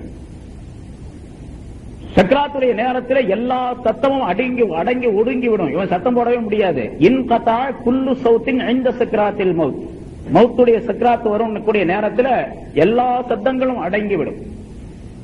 ஸல்லல்லாஹு அலைஹி வஸல்லம் அதனால துஆ அடிக்கடி இந்த சக்ராத்துடைய நேரத்தில் ஏற்படக்கூடிய வேதனையை விட்டும் பாதுகாக்குமாறு துஆ கேட்டிருக்கின்றார்கள். அந்த ரூஹ் எப்படி வாங்கப்படுகின்றது, எப்படி எடுக்கப்படுகின்றது என்பதையும் அந்த துஆவுடைய வாசகங்களின் மூலமாக நபி அவர்கள் நமக்கு சொல்லி காட்டுகின்றார்கள். அல்லாஹும்ம இன்னக தஅഖுது ரூஹ மின் பைனில் அஸபி வல் கஸபி. யா அல்லாஹ், ரூஹ் என்ற அந்த உயிரை நரம்புகளுக்கும் எலும்புகளுக்கும் மத்தியில் இருந்து அதை நீ எடுக்கின்றாய். வல் அனாமில், விரல்களுடைய அந்த ஒவ்வொரு பகுதியில் இருந்தும் அதை நீ உருவி எடுக்கின்றாய் உயிரை. அல்லாஹும்ம அஇன்னி அலல் மௌத் வஹவ்வின்ஹு அலைய. யா அல்லாஹ், மௌத்தின் மீது எனக்கு நீ உதவி புரிவாயாக, அதை எனக்கு லேசாக்கி வைப்பாயாக என்று ஸல்லல்லாஹு அலைஹி வஸல்லம் துஆ கேட்டார்கள் என்று துஆவிலே குறிப்பிடப்படுகின்றது. ரூஹ் என்பது உடலுக்குள்ளிருந்து உயிர் உருவி எடுக்கப்படக்கூடிய நிலை. ஸல்லல்லாஹு அலைஹி வஸல்லம் அவர்கள் மற்றொரு ஹதீஸிலே சொல்லுகின்றார்கள், ஒரு மூமினான மனிதனாக இருந்தால் ஹஜ்ரத் இஸ்ராயீல் அலைஹிஸ்ஸலாம் அவர்கள் வந்து அல்லாஹ்வுடைய நல்லடியாருடைய உடலுக்குள்ளே இருக்கக்கூடிய இனிமையான ரூஹே, நீ அல்லாஹ்வுடைய ரஹமத்தின் பக்கம் வெளிப்பட்டு வருவாயாக அப்படின்னு அந்த ரூஹை கூப்பிடுறாரு. அது ரொம்ப ஆனந்தமான முறையில் அது வெளிவருகின்றது. அது எப்படி வருகின்றது, ஒரு மூமினான மனிதனுடைய உடலுக்குள் இருக்கக்கூடிய ரூஹ் எப்படி வருகின்றது அப்படிங்கிறது ஸல்லல்லாஹு அலைஹி வஸல்லம் ஒரு உதாரணம் சொல்லுகின்றார்கள். ஒரு தோல் பையில தண்ணீர் நிரப்பப்பட்டு இருக்கின்றது. அந்த தோல் பையினுடைய வாய் கட்டப்பட்டு இருக்கின்றது, கயிற்றால் கட்டப்பட்டு இருக்கின்றது. அந்த கட்டப்பட்ட பையினுடைய கயிற்றை அவிழ்த்து விட்டு அந்த பையை தலைகீழாக கவிழ்த்தால் தண்ணீர் எப்படி தங்குதடையின்றி வெளியே ஓடி வருகின்றதோ அதே போல மூமினான மனிதனுடைய ரூஹ் ஓடி வருகின்றது, வெளியே வந்து லேசா ஓடி வந்துருது. அதை எடுத்துக்கிட்டு போயிடுவார். அது பின்னால் நிறைய விளக்கங்கள் பின்னால சொல்லும். ஒரு காபிரான மனிதனுடைய ரூஹா இருந்தால் அல்லது பாவம் செய்த மனிதனுடைய ரூஹாக இருந்தால் இஸ்ராயீல் அலைஹிஸ்ஸலாம் அவர்கள் கூப்பிடுறாங்க, பாவியான மனிதனுடைய உடலுக்குள்ளே இருக்கக்கூடிய கெட்ட ரூஹே, நீ அல்லாஹ்வுடைய தண்டனையின் பக்கம் வெளியாகி வருவாயாக அப்படின்னு கூப்பிடுறாரு. அது அங்கே எங்கேயும் போய் ஓடி ஒளியுதும், வெளியே வர்றதில்லை, போய் ஒளியுது. கடைசியாக இஸ்ராயீல் அலைஹிஸ்ஸலாம் அவர்கள் அவர்களுக்கு கொடுக்கப்பட்ட அந்த சக்தியை கொண்டு அந்த உயிரை பிடித்து வேகமாக இழுத்து வெளியே கொண்டு வருகின்றார். அதற்கு உதாரணத்தை ரசூலுல்லாஹி ஸல்லல்லாஹு அலைஹி வஸல்லம் இப்படி சொல்லி காட்டுகின்றார்கள். ஒரு மெல்லிய துணி, இந்த மாதிரி நான் மேல போட்டிருக்கேன், இந்த மாதிரி துண்டு லேசான துணி, கடுமையான முள் நிறைந்த முள் செடிகள், முள்ளு செடி நிறைய முள்ளா இருக்கு, ஒரு செடி முள் செடி, இந்த கருவேல முள்ளுன்னு சொன்னாங்க, அந்த மாதிரி நிறைய முள் இருக்குது. இந்த மெல்லிய துணி அப்படி விரிச்சு அந்த முள்ளு மேல அப்படி தூக்கி போட்டா அந்த முள்ளெல்லாம் போய் அதுல குத்திக்குமா இல்லையா? அந்த துணியை ஒரு பக்கத்தை ஒரு மூளையை பிடிச்சி வேகமாக இழுத்தா, ரொம்ப வேகமா இழுக்கணும். இழுத்தா எப்படி இருக்கும்? அப்ப அந்த துணி என்ன ஆகும்? டாரா கிழிச்சுக்கிட்டு வந்து துண்டு துண்டா போயிடும். அது மாதிரி அந்த ரூஹை எடுக்கிறாங்க. அந்த துணியை எப்படி இழுத்து அந்த துணி கிழிஞ்சு போயிடுதோ அதை போல அந்த ரூஹ் எடுக்கப்படுகின்றது. பிறகு நரகத்திலிருந்து கொண்டு வரப்பட்ட கஃனிலே அது சுருட்டப்பட்டு அல்லாஹ்வுடைய சன்னிதானத்திற்கு கொண்டு செல்லப்படுகின்றது. அது நீண்ட விளக்கத்தை பிறகு ஸல்லல்லாஹு அலைஹி வஸல்லம் அவர்கள் சொல்லி காட்டுகின்றார்கள்.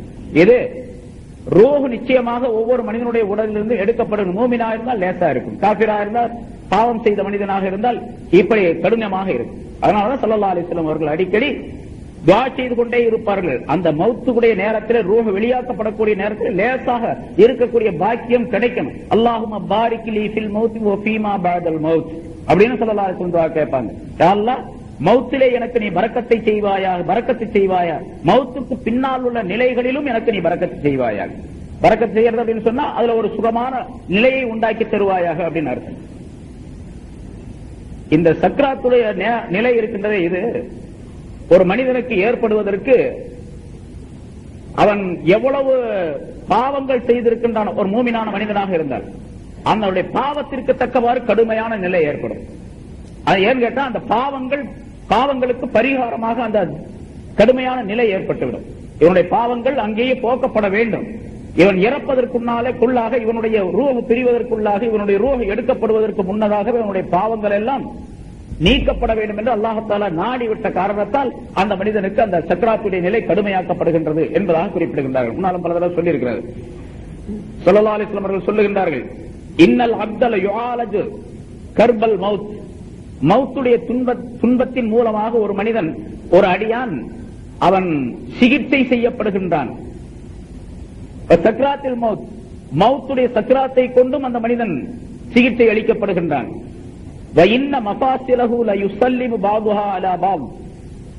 உயிர் பிரியக்கூடிய தருணத்திலே, உயிர் எடுக்கப்படக்கூடிய தருணத்திலே மனிதனில் இருக்கக்கூடிய ஒவ்வொரு இணைப்பும், எலும்புகளுடைய இணைப்பு, ஒவ்வொரு ஜாயின்ட்ஸ் இருக்கு இல்லையா, எலும்புகள் இணைப்பு இருக்க, அந்த இணைப்புகள் அனைத்தும் ஒன்றுக்கொன்று சலாம் சொல்லிக் கொள்ளுகின்றன. ஒரு எலும்பு ஒரு மூட்டு இன்னொரு மூட்டிடத்தில், ஒரு இணைப்பு மற்றொரு இணைப்பு, ஒரு ஜாயிண்ட் மற்றொரு ஜாயிண்ட் இடத்தில் சலாம் சொல்லுகின்றது. ஸல்லல்லாஹு அலைஹி வஸல்லம் எப்படி சொல்றதுன்னா, தகூல் அலைக்க சலாம், உனக்கு சலாம் உண்டாவதாக.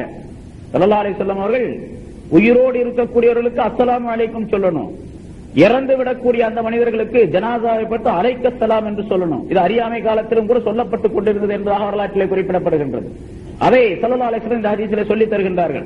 அந்த உறுப்பு, அந்த ஜாயிண்ட், ஒரு ஜாயிண்ட் மற்றொரு ஜாயிண்ட் இடத்திலே, ஒரு இணைப்பு மற்றொரு இணைப்பிடத்திலே சொல்லுகின்றது அலைக்க சலாம், உனக்கு சலாம் உண்டாவதாக.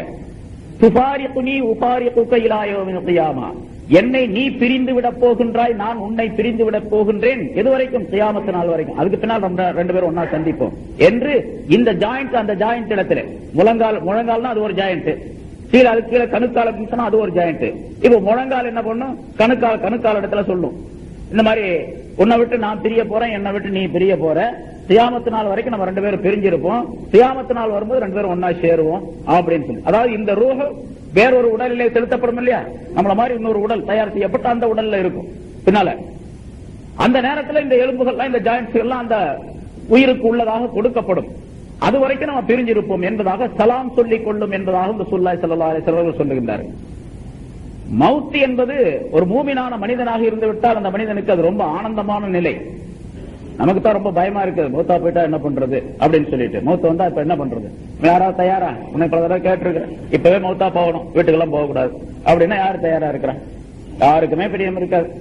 இப்பவே மௌத்தா போகணும், வெளியே போறதுக்குள்ள ஜனாசாவை தான் தூக்கிட்டு போகணும் அப்படின்னு இருக்குன்னு வச்சுங்க. அப்படி யாருமே பிரியப்பட மாட்டாங்க. ஆனா நல்லடியார்கள் எப்பொழுதுமே தயார் நிலையில் இருப்பாங்க. ஏன்னு கேட்டா, மவுத் என்பதுதான் அல்லாஹ்விடத்தில் இருக்கக்கூடிய வெகுமதிகளை பெறுவதற்கு வழியாக, சாதனமாக, காரணமாக ஆக்கப்பட்டிருக்கிறது. மவுத் இல்லாம அல்லாஹ்விடத்தில் இருக்கக்கூடிய அந்த சொர்க்கத்தினுடைய வாழ்க்கை, இனிமையான வாழ்க்கையை பெற முடியாது. அந்த வாழ்க்கை என்பது பின்னால் அல்லாஹ் தஆலா இந்த ஆயத்தினுடைய அடுத்த பகுதியிலே சொல்லுகின்றான், அது ரொம்ப இனிமையான ஒரு வாழ்க்கை. அதே போல ஒரு வாழ்க்கை இந்த உலகத்திலே ஒரு மனிதன் தன்னுடைய கண்களால், காதுகளால் எதிலையுமே உணர்ந்திருக்க முடியாது. அப்படிப்பட்ட ஒரு அற்புதமான வாழ்க்கை இருக்கின்றது. அதை பெறுவதற்கு மவுத்து தான் இடைநிலையாக இருந்து கொண்டு இருக்கிறது. அதனால ஸல்லல்லாஹு அலைஹி வஸல்லம் அவர்கள் சொல்லுகின்றார்கள், இன்னல் மௌத்த ஜஸ்ருன், மவுத் என்பது ஒரு பாலம், ஒரு பிரிட்ஜ். யூசிலுல் ஹபீப இலல் ஹபீப், நேசனை நேசனோடு சேர்த்து வைக்கும் பாலம் அது. அந்த பாலத்தின் வழியா போனா தான் போய் நேசனை அடையலாம், நம்முடைய நண்பனை போய் சேரலாம், அதாவது அல்லாஹ் தஆலாவை போய் சேரலாம். மௌத்தை கொண்டுதான் அல்லாஹ்விடத்தில் இருக்கக்கூடிய பெரிய வெகுமதி கிடைக்க பெறக்கூடிய நிலை அந்த மனிதனுக்கு ஏற்படும். அதனால மௌத் என்பதை மூமினான மனிதராக இருந்தால் நிச்சயமாக விரும்புவார். அல்லது பாவங்கள் செய்து விட்டாலும் கூட பாவங்களுக்கு பரிகாரம் தேடி தௌபா செய்து தன்னை சுத்தப்படுத்தி தயார் நிலையில் இருக்கக்கூடிய மனிதருக்கு எந்த விதமான பிரச்சனையும் இல்லை. மற்றவங்க எல்லாம் பயப்படணும், மூமினாக தான் பயப்பட வேண்டிய அவசியமே இல்லை.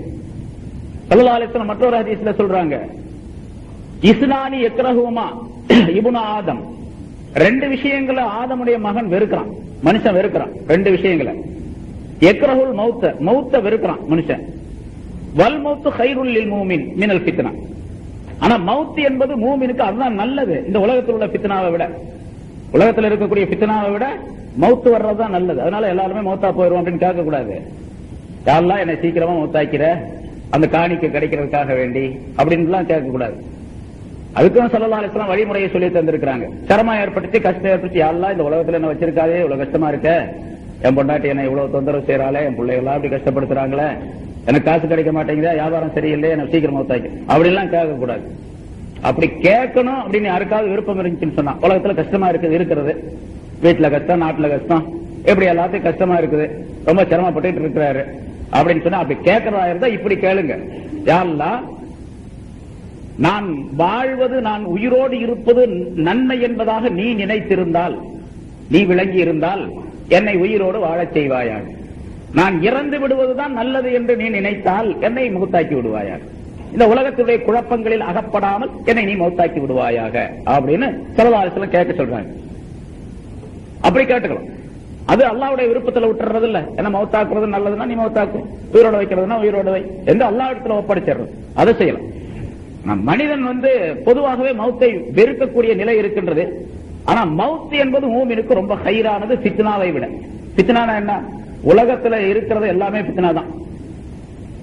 காசு நிறைய இருக்குதுங்க, பணம் நிறைய சம்பாதிக்கிறாரு ஒருத்தர், அந்த பணமே ஃபித்னா தான் இருக்கு. நிறைய குழந்தைகள்லாம் இருக்கிறாங்க, ஆம்பளை பிள்ளை பொம்பளை பிள்ளை இல்ல இல்ல எல்லாமே ஆம்பளை பிள்ளைங்களா இருக்குதுன்னு வச்சுங்க, எல்லாமே ஃபித்னா தான். அழகான பெஞ்சாதீங்க, நம்ம சொல்றதை தட்டுறதே கிடையாது. அப்படி அந்த மாதிரி ஒரு அற்புதமான மனைவி கிடைச்சிருக்கு, அதுவும் ஃபித்னா தான். அல்லாஹ் தஆலா குர்ஆன்ல சொல்லி தருங்க, இன்னமா அம்வாலுக்கும் வஅவுலாதுக்கும் ஃபித்னா, உங்களுடைய பொருள்களும் உங்களுடைய மக்களும் ஃபித்னா, குழப்பம் உண்டாக்கக்கூடியது உங்களுக்கு. வஇன்ன மின் அஸ்வாஜிக்கும் வஅவுலாதிக்கும் அதுவல்லக்கும் ஃபஹதரூஹும், உங்களுடைய மனைவி உங்களுடைய மக்களில் இருந்தே உங்களுக்கு எதிரிகள் இருக்கிறார்கள், ரொம்ப ஜாக்கிரதையா இருந்துங்க அவங்கள்ட்ட என்று அல்லாஹ் தஆலா சொல்லுகின்றான். மனைவி மக்கள்லயே எதிரி இருக்கிறாங்க, அவங்க தான் எதிரி, உங்களுக்கு முதல் எதிரி. வீட்டுக்குள்ளதான் முதல் எதிரி, அப்புறம் இரண்டாவது வெளியே எதிரி.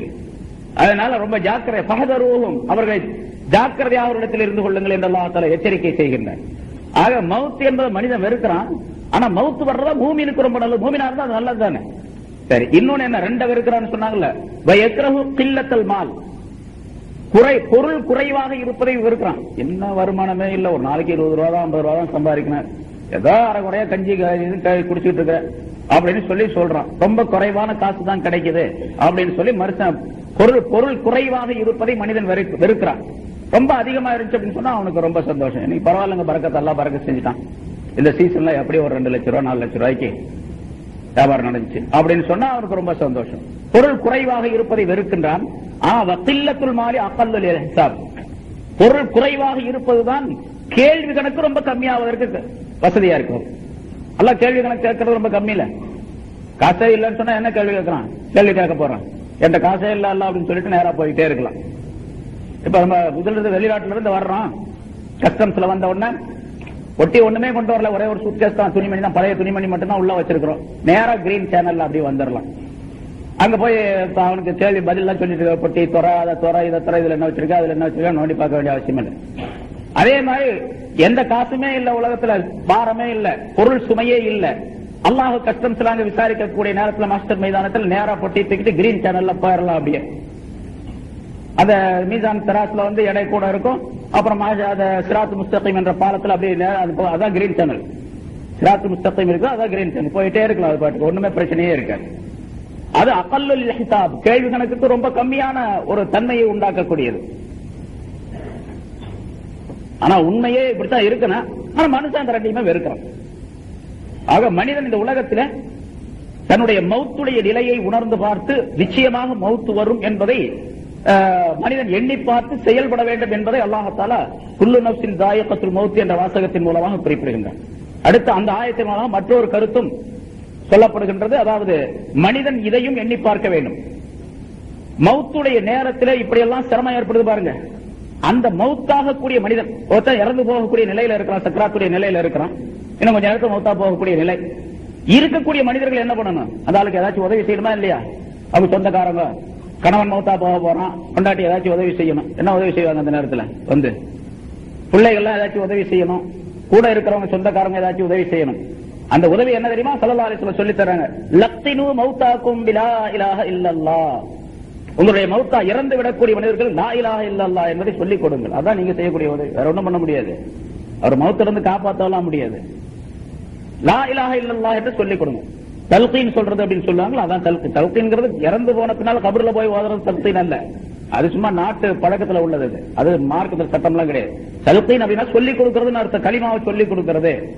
இறந்து போறதுக்காக வேண்டி தயார் நிலையில இருக்காரு, அவர் கிட்ட போய் அவர் பேச முடியாத நிலையாகி போச்சு, உணர்வு மட்டும் இருக்கும், சுத்தி வர பேசுறதெல்லாம் கேட்டு இவரால பேச முடியாது, அந்த நிலை கடைசி நிலை ஆயிடுச்சு.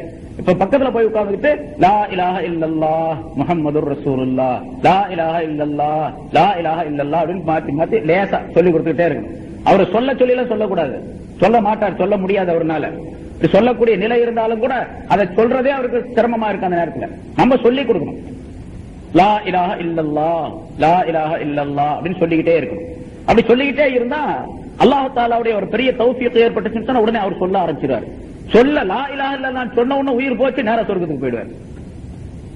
எவருடைய பேச்சு, ஒரு குழந்தை பிறக்குது உலகத்துல, எவருடைய பேச்சு முதல் பேச்சு கலிமாக லா இலாஹ இல்லல்லாஹ் என்பதாகவும் அவருடைய கடைசி பேச்சு லா இலாஹ இல்லல்லாஹ் என்பதாகவும் இருந்ததால் நிச்சயம் அவர் சொர்க்கத்திற்கு செல்லுவார் என்று ஸல்லல்லாஹு அலைஹி வஸல்லம் சொல்றார். முதல்ல பேச ஆரம்பிக்கும் போது குழந்தை லா இலாஹ இல்லல்லாஹ்னு சொல்லணும், அவர் கடைசியில் மௌத்தா போகும்போது லா இலாஹ இல்லல்லாஹ்னு சொல்லணும். நம்ம குழந்தைக்கு அப்படியே சொல்லி கொடுக்கணும், லா இலாஹ முதல்ல யாரும் சொல்லி கொடுக்குறாங்களா? பேசும்போது அம்மா, அத்தா, பாப்பா அப்படின்னு ஏதாச்சும் அவனுக்கு சொல்லும். எங்க அத்தா அப்படி சொல்லு, அத்தா, அத்தானா அது பொத்தா அப்படிங்க. அது வேற மாதிரி சொல்லி கொடுப்பாங்க. ஏதாச்சும் ஒண்ணு சொல்லி கொடுப்பாங்கன்னு வச்சுக்கோங்களேன். லா இலாஹ இல்லல்லாஹ்ங்கிற கலிமா சொல்லி கொடுக்கறதெல்லாம் கிடையாது. ஸல்லல்லாஹு அலைஹி வஸல்லம் அவர்கள் இதனை அருமையாக சொல்லி காட்டுகிறார். முதல் பேச்சு லா இலாஹ இல்லல்லாஹ் கலிமா, கடைசி பேச்சு கலிமா, சொர்க்கத்துக்கு போயாச்சு. அதனால சொல்லி இன்னொரு ஹதீஸ்ல ஸல்லல்லாஹு அலைஹி வஸல்லம் இக்ரஉ யாசீன் அலா மௌத்தாக்கும், யாசீன் சூராவை அந்த உங்களுடைய மௌத்தாகக்கூடிய அந்த மனிதருக்கு அருகில் இருந்து ஓதுங்கள் என்பதாக சொல்றாங்க. சில பேர் ஓதவே கூடாதுன்றாங்க. ஓதணும். யாசீனை ஓதுறது அந்த ஆயத்து அல்லாஹ் தஆலாவுடைய வேதத்தினுடைய ஆயத்துகள் காதில் விழக்கூடிய நேரத்தில் அந்த கலிமாவை சொல்லக்கூடிய பாக்கியம் அல்லது அல்லாஹ் என்று சொல்லக்கூடிய பாக்கியமாவது கிடைக்கும் அந்த மனிதருக்கு. இன்னொரு ஹதீஸ்ல இப்படி சொல்றாங்க, மாமின் மையித்தின் யுக்ரஉ இன்தஹு யாசீன் இல்லா ஹுப்பின அலைஹில் மௌத். ஒரு இறந்து விடக்கூடிய தருணத்தில் இருக்கக்கூடிய அந்த மனிதரிடத்தில் அருகிலே உட்கார்ந்து யாசீன் ஓதப்படுமேயானால் மௌத்துடைய நிலை அவருக்கு லேசாக்கப்படாமல் இருப்பதில்லை, லேசாக்கப்பட்டே தீரும். யாசீன் ஓதினா அந்த மௌத்துடைய சக்கராத்துடைய நிலை அவருக்கு லேசாக்கப்படும் என்பதாக சொல்லுகின்றார். சரி, ஒரு மனிதன் இறந்து விடுகின்றான், இறக்கக்கூடிய நிலையில் இருக்குது. இவன் நல்ல மனிதனா கெட்ட மனிதனா யாரும் சொல்ல முடியாது. சொர்க்கவாசியா நரகவாசியான்னு யாரும் சொல்ல முடியுமா? யாரும் சொல்ல முடியாது. ஆனா ஸல்லல்லாஹு அலைஹி வஸல்லம் சில அடையாளங்களை சொல்றாங்க. அந்த அடையாளங்களை வச்சு ஒரு நல்லவர் கெட்டவர்னு தீர்ப்பு பண்ணிக்கிட்டு இவர் நல்லவர் கெட்டவர்னு அடுத்தவர்கிட்ட போய் சொல்லிட்டு இருக்க கூடாது. இவரே மனசுல வச்சுக்கணும், நல்லவரா கெட்டவர்னு அடையாளத்தை மட்டும் தெரிஞ்சு கொள்ள வேண்டியது. ஸல்லல்லாஹு அலைஹி வஸல்லம் அவர்கள் சொல்லுகின்றார்கள், உருக்குபுல் மையித்த ஐந்த ஸலாத், மூன்று விஷயங்களை மையத்தை கவனித்து பாருங்கள். மூன்று விஷயங்கள், இதா ரஷஹ ஜபீனுஹு வ தமாத் ஐனாஹு வ யபஸத் ஷஃபதாஹு ஃபஹுவ மின் ரஹ்மத்தில்லாஹி கத் நஸலத் பி. மூணு விஷயங்கள். அவருடைய நெற்றியில் வியர்வை துளி ஏற்பட வேண்டும். நெற்றியில வேர்வை ஏற்படணும். வியர்வை பசீனா. வ தமாத் ஐனாஹு, அவருடைய கண்களிலிருந்து கண்ணீர் வழிந்தோட வேண்டும். கண்ணீர் வரக்கூடிய நிலை கண்ணில் இருக்கணும்.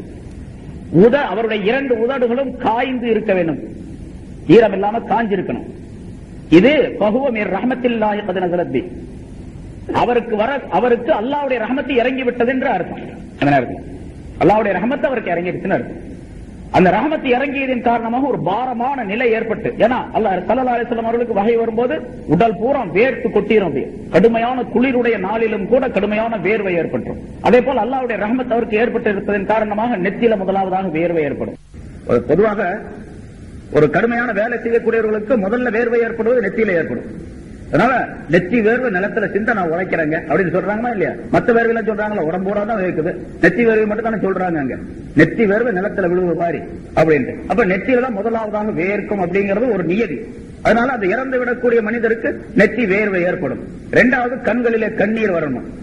உதடு காஞ்சிருக்கணும். உதடு காஞ்சிருக்கணும் அப்படின்னு சொன்னா கடுமையான தாகம் ஏற்பட்டிருக்குது. அந்த சக்கராத்துடைய நிலையின் காரணமாக கடுமையான தாகம் ஏற்பட்டிருக்குது. அந்த தாகத்தின் காரணமாக அந்த சக்கராத்துடைய நேரத்தில் பாருங்க, ஷைத்தான் வந்து ஏமாத்துவான். ஷைத்தான் வந்து ஒரு கப்புல அழகான கப்பு கொண்டு வருவான், தண்ணி கொண்டு வந்து தண்ணி குடிச்சிரு அப்படின்னு சொல்லுவான். நான் தான் இந்த நாகூர் ஆண்டவங்க, நான் தான் வந்து மொஹிதீன் ஆண்டவங்க, நான் தான் வந்து நாகூர் அஜ்மீர் வலியுல்லா அப்படின்னா ஏதாச்சும் ஒண்ணு சொல்லி பெரிய தாடி வச்சிருப்பான், கொண்டாந்து கொடுப்பான். சைத்தான் பெரிய தாடி வச்சிருக்கான். தாடி இல்லாம அவனும் தாடி இல்லாம அவனும் தாடி வச்சிருக்கான், பெரிய தாடி வச்சிருக்கான். அந்த கொண்டாந்து கொடுப்பான். அப்ப அந்த நேரத்துல ஈமான் இல்லாத மனிதர்களாக இருந்தால், உலகத்தில் அமல் செய்யாத மனிதர்களாக இருந்தா அவனுடைய சொல்லை கேட்டு ஏமாந்து அந்த தண்ணியை வாங்கி குடிச்சு விடக்கூடிய சூழ்நிலை ஏற்படும். அவன் வச்சிருக்கிறது தண்ணி அல்ல, அவனுடைய பீஷாபத். அதை கொடுத்துட்டு போயிடுவான். ஆனா அதை கொடுத்தா அந்த குடிச்ச உடனே அவனுடைய ஈமான் பறிபோகக்கூடிய சூழ்நிலை அல்லது வந்து சக்கராத்துடைய நிலை கடுமையாகக்கூடிய நிலை ஏற்பட்டுவிடும் அந்த நேரத்தில். இது இப்ப உதடு காஞ்சிருக்கிறதுக்கு அடையாளம் கேட்டா, கடுமையான தாகத்துடைய நிலையில் அந்த மனிதன் இருக்கின்றான். அவன் சைத்தான் வந்து அவனை ஏமாற்ற முடியல அப்படின்னு அர்த்தம். சைத்தான் வந்து அவனை ஏமாற்ற முடியல, உதடு காஞ்ச நிலையிலே அவனுக்கு இருக்கு. இந்த மூன்று அடையாளங்கள் இருந்தா, நெற்றி வியர்வை, கண்களில் கண்ணீர், உதடு காய்ந்திருப்பது, இந்த மூன்றும் அல்லாஹ்வுடைய ரஹ்மத் இறங்கி விட்டது அப்படின்னு அர்த்தம். ஒரு மனிதன் அல்லாஹ்வுடைய தண்டனைக்குரியவனா இருக்கிறான் அந்த நேரத்துல, சக்கராத்துடைய நேரத்துல, கடைசி நேரத்துல அப்படிங்கிறது அடையாளம். அதுவும் சொல்றாங்க ஸல்லல்லாஹு அலைஹி வஸல்லம். ஒரு மனுஷனை கழுத்தை பிடிச்சி நெரிச்சான், கழுத்தை பிடிச்சி ஒருத்தன் நெரிக்கிறான், எப்படி அவன் சத்தம் போடுவான்? ஓன்னு. அது மாதிரி அந்த இறந்து விடக்கூடிய அந்த மனிதன் சத்தமிட்டால், கழுத்து நெரிக்கப்பட்டவனுடைய சத்தத்தை போல சத்தமிட்டால், அவனுடைய நிறமெல்லாம் சிவப்பாகி போச்சு, செவந்த நிறமாயி போச்சு. மூஞ்சில செக்க செவைன்னு ஒரு மாதிரி நிறம் மாறியது. ஒரு பத்தத்து ஷபத்தாகும், அவனுடைய உதடுகள் நனைஞ்சிருக்குது, தண்ணீர் வச்சத போல நனைஞ்சிருந்தார்.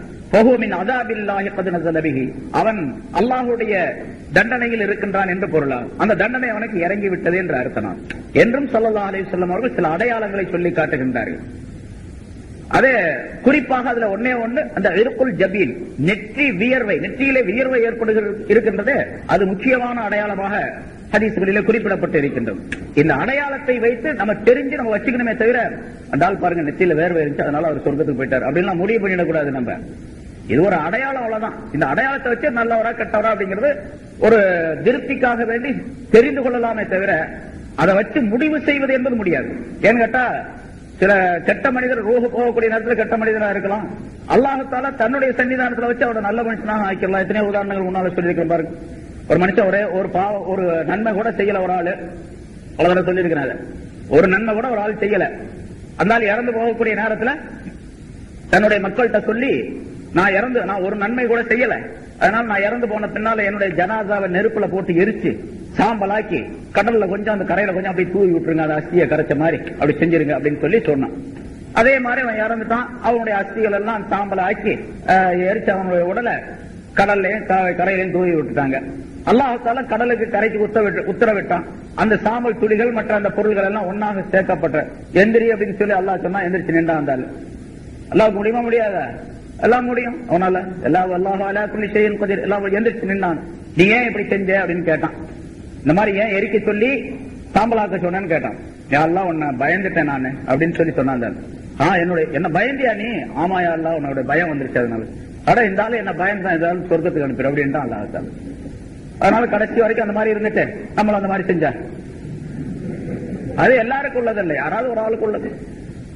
யாராவது ஒரு ஆள் அல்லாஹ்வுடைய பெரிய கிஃப்ட் கிடைச்சாலும் அந்த மாதிரி கடைசி நிலையை கொண்டு நாம ஏமாந்துடக்கூடாது. ஸல்லல்லாஹு அலைஹி வஸல்லம் சில அடையாளங்கள் சொல்றாங்க. அந்த அடையாளங்களை வச்சு நாம அந்த மனதில முடிவு கட்டிக்க வேண்டியதை தவிர அதை வச்சு தீர்ப்பு பண்ணுவது என்பது நமக்கு முடியாது. அல்லாஹ் தஆலா மனிதனை இந்த மௌத்தை கொண்டு அடக்கி வச்சிருக்கான். இல்லன்னு சொன்னா மௌத்து மட்டும் இல்லன்னு வச்சுங்க, மனுஷன் எல்லாம் ஒவ்வொருத்தரும் அல்லான்னு சொல்லிடுவான். மௌத்து இருக்கும்போதே அல்லான்னு சொல்றான் உலகத்துல. ஆனா ரப்புக்கும் அல்லாஹ் அல்லாஹ் பெரிய அல்லான்னு சொன்னான். நீங்க சொல்லக்கூடிய அல்லாஹ் சின்னவன், நான் தான் பெரிய அல்லாஹ் அப்படின்னு சொல்லிட்டு ஃபிரௌன் சொன்னதாக அல்லாஹ் தஆலா குர்ஆன்ல சொல்றான்.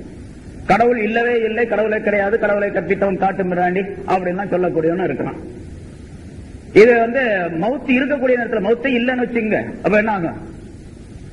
அதனாலதான் அல்லாஹ்வை புகழும் போது இப்படியும் கூட புகழ்வாங்க சில நேரங்கள்ல. பெரியார்களுடைய அந்த துஆக்கள்ல, அதாவது ஹம்து ஸலவாத்துல வரும் பொழுது அல்ஹம்துலில்லாஹில்லதீ கஹர இபாதஹு பில் மௌத், தன்னுடைய அடியார்களை மௌத்தை கொண்டு அடக்கி ஆளுகின்றானே அப்படிப்பட்ட அல்லாஹ்வுக்கே எல்லா புகழும். மௌத்தை கொண்டு அவனை அடக்கி வச்சிருக்கான் மனுஷனை. இல்லன்னு சொன்னா எல்லாம் பிச்சுக்கிட்டு போயிடுவாங்க.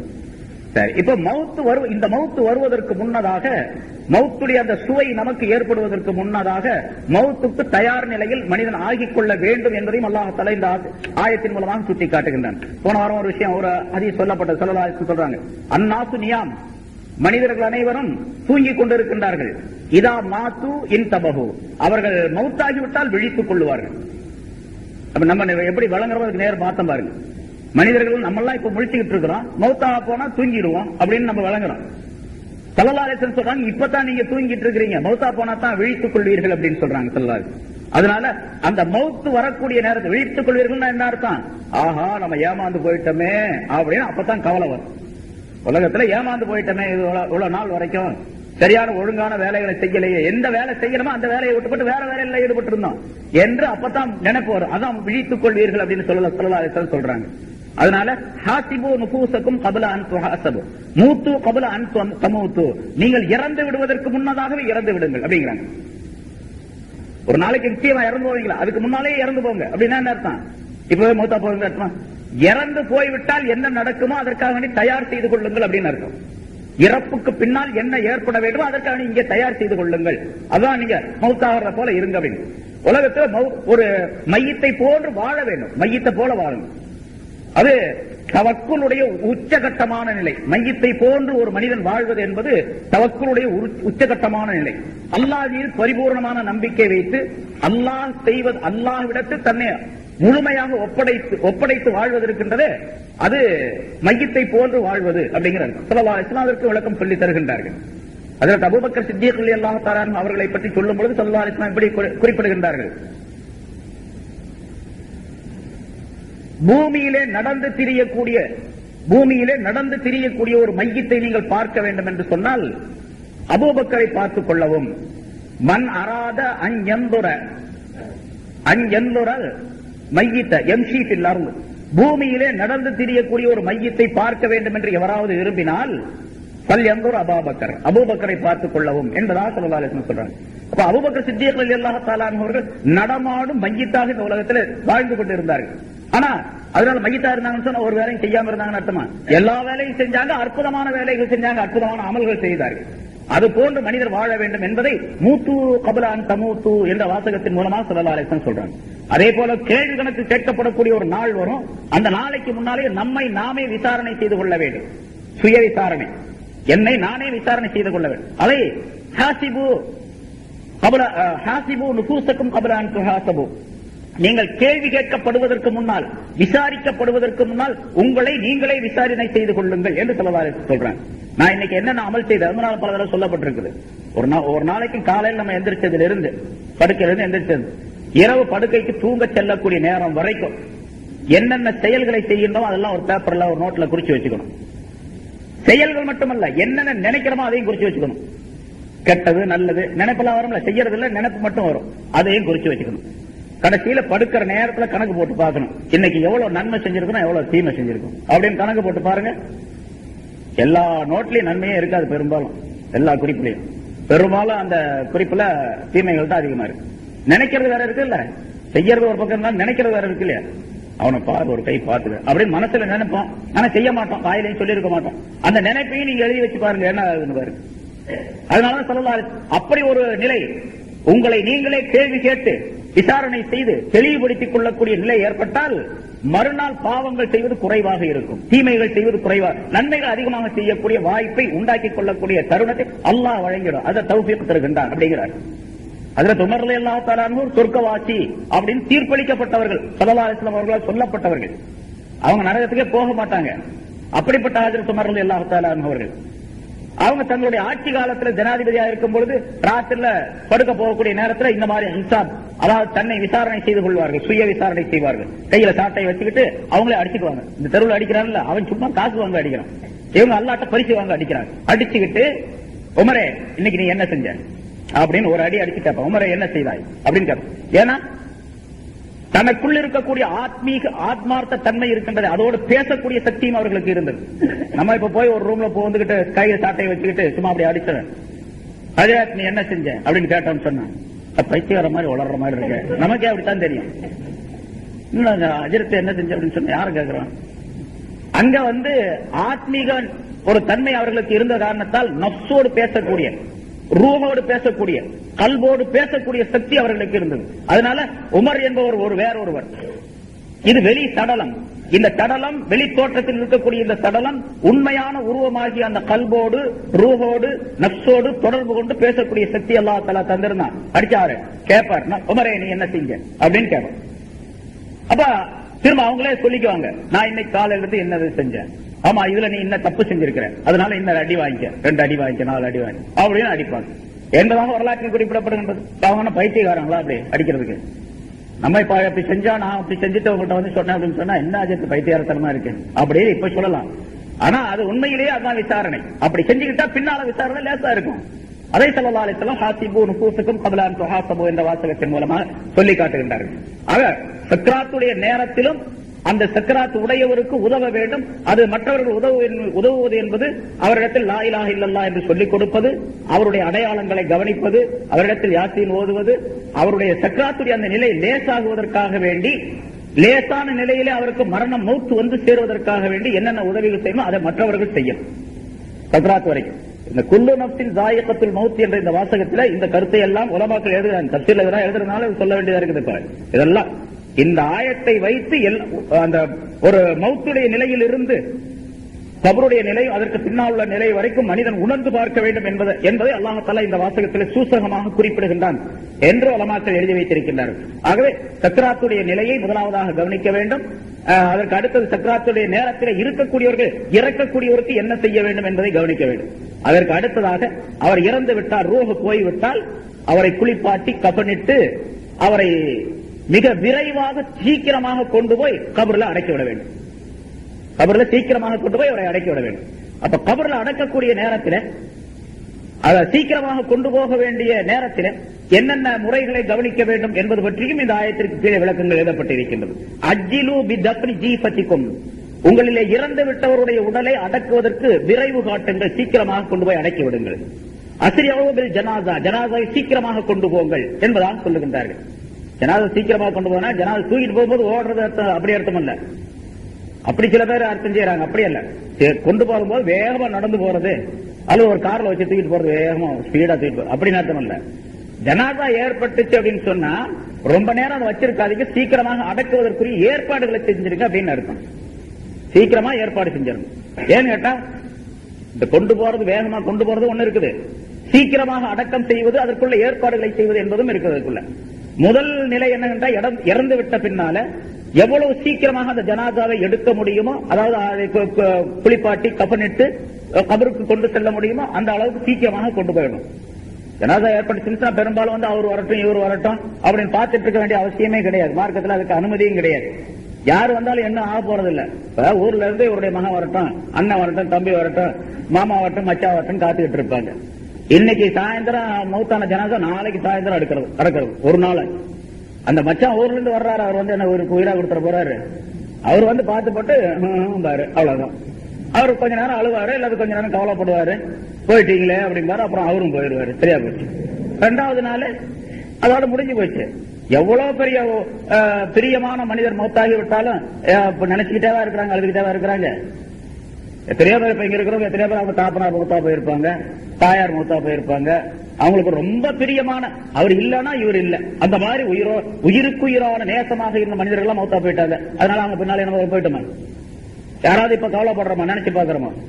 ஏதோ கொஞ்ச நேரம் நினைச்சு பார்த்திருப்போம். அப்புறம் எப்பாவது ஒரு நாளைக்கு நினைக்கும் போது யாசின் ஓத தெரிஞ்சா ஓதணும், இல்லாட்டி ஓதினார் கூப்பிட்டு ஒரு யாசின் ஓதி துவா செய்யுங்க அப்படின்னு சொல்லிவிட்டு போயிடுவோம். யாரும் எதுவும் செய்ய போறதில்ல. அவருக்கும் அவருடைய அமலுக்கும் தொடர்பு, அவர் என்ன செஞ்சாரோ அதுதான் அவருக்கு உள்ளது. அதனால சீக்கிரமாக கொண்டு போய் அடைக்கணுங்க. ஸல்லல்லாஹு அலைஹி வஸல்லம் சொல்றாங்க, அடக்குவதற்கு கஃன் தஃன் செய்வதில் சீக்கிரம் விரைவு காட்டுங்கள்.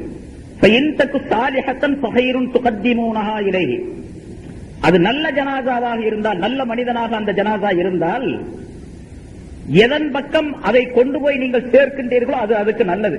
நல்ல ஜனாதா வச்சுங்க, அதுக்கு கிடைக்கக்கூடிய பரிசு, அதற்கு கிடைக்கக்கூடிய நன்மைகள், லாபங்கள், அதோட இனிமையான வாழ்க்கை சீக்கிரமா கிடைச்சிடும். கொண்டு போய் சீக்கிரம் வச்சுட்டீங்கன்னு சொன்னா, வயிற்றுக்கு வைரதாலிக்க நல்ல ஜனாதாவா இல்ல, அவன் கெட்ட மனுஷனாக இருந்தான், அது ஒரு தீமையான ஜனாதா. அதனால உங்க தோல்ல தூக்கி வச்சுட்டு எவ்வளவு நேரம் சுமந்துட்டு இருப்பீங்க, கொண்டு போய் சீக்கிரம் போட்டுருங்க அதையும் அப்படிங்கிறாங்க. நல்ல ஜனாதா இருந்தா அதையும் சீக்கிரம் கொண்டு போயிருங்க, அது கிடைக்கிற பரிசு சீக்கிரம் கிடைக்கட்டும். கெட்ட ஜனாதா இருந்தா நீங்க அதை போய் சுமந்துட்டு இருக்கீங்க, அதையும் கொண்டு போய் சீக்கிரம் தள்ளிடுங்க அப்படிங்கிறாங்க. அதனால ஜனாதாவை சீக்கிரமாக அடக்குவதற்கு கஃன் தஃன் செய்வதற்குள்ள ஏற்பாடுகள் செய்ய வேண்டும் என்பதையும் அல்லாஹ் தஆலா இந்த ஆயத்தின் மூலமாக குறிப்பிடுகின்றார் என்று விளக்குகின்றார்கள். இன்ஷா அல்லாஹ் அந்த கஃனுக்கு பின்னால் கஃன் இடுவது, அப்புறம் ஜனாதா தொழுவது.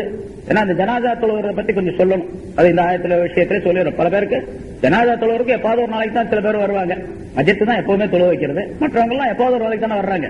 வரும்போது என்ன வருதுன்னு தெரியாது. அவர் அல்லாஹ் அக்பர் சொன்னா இவர் அல்லாஹ் அக்பர் சொல்லி நின்றுக்குவார் பின்னாலே. ஒரு சில பேருக்கு ஜனாசால 4 தக்பீர் சொல்றாங்களா, அதுக்கு பின்னால ஒவ்வொரு தக்பீருக்கு பின்னால என்ன ஓதணும் அப்படிங்கிறது ரொம்ப பேருக்கு தெரியாது. ஏன்னா எப்பாவது ஒரு நாளைக்கு தொழுகிறதானே ஜனாசா ஃபர்லு கிஃபாயா, அஸ்ஸலாத்துல் ஜனாசா ஃபர்லு கிஃபாயா, அது சில பேர் தொழுதா போதும் அப்படிங்கிறனால வெளியே சில பேர் நின்றுக்கிறாங்க. எல்லாருமே தொழுகணும்னு அவசியம் இல்லை, கட்டாயம் இல்லைன்னு அர்த்தம் இருக்கு. ஃபர்லு கிஃபாயான ஒரு சிலர் தொழுதா போதும், அதனால மற்றவங்கள தொழுக கூடாது, வர்றவங்க பாதி பேர் வெளியே நின்றுக்கிறாங்க. அந்த தொழுகை இன்ஷா அல்லாஹ், அந்த ஜனாசாவுடைய தொழுகையை பற்றி, அப்புறம் கபருடைய நிலையை பற்றி, கஃனுடைய நிலையை பற்றி, அதுக்கு பின்னால் கபருடைய விசாரணைகளை பற்றி உள்ள விஷயங்கள் எல்லாம் இந்த ஆயத்தின் மூலம் விளக்கப்படுகின்றன. இன்ஷா அல்லாஹ் அடுத்த வாரம் அது சம்பந்தமான விளக்கங்களை பார்ப்போம்.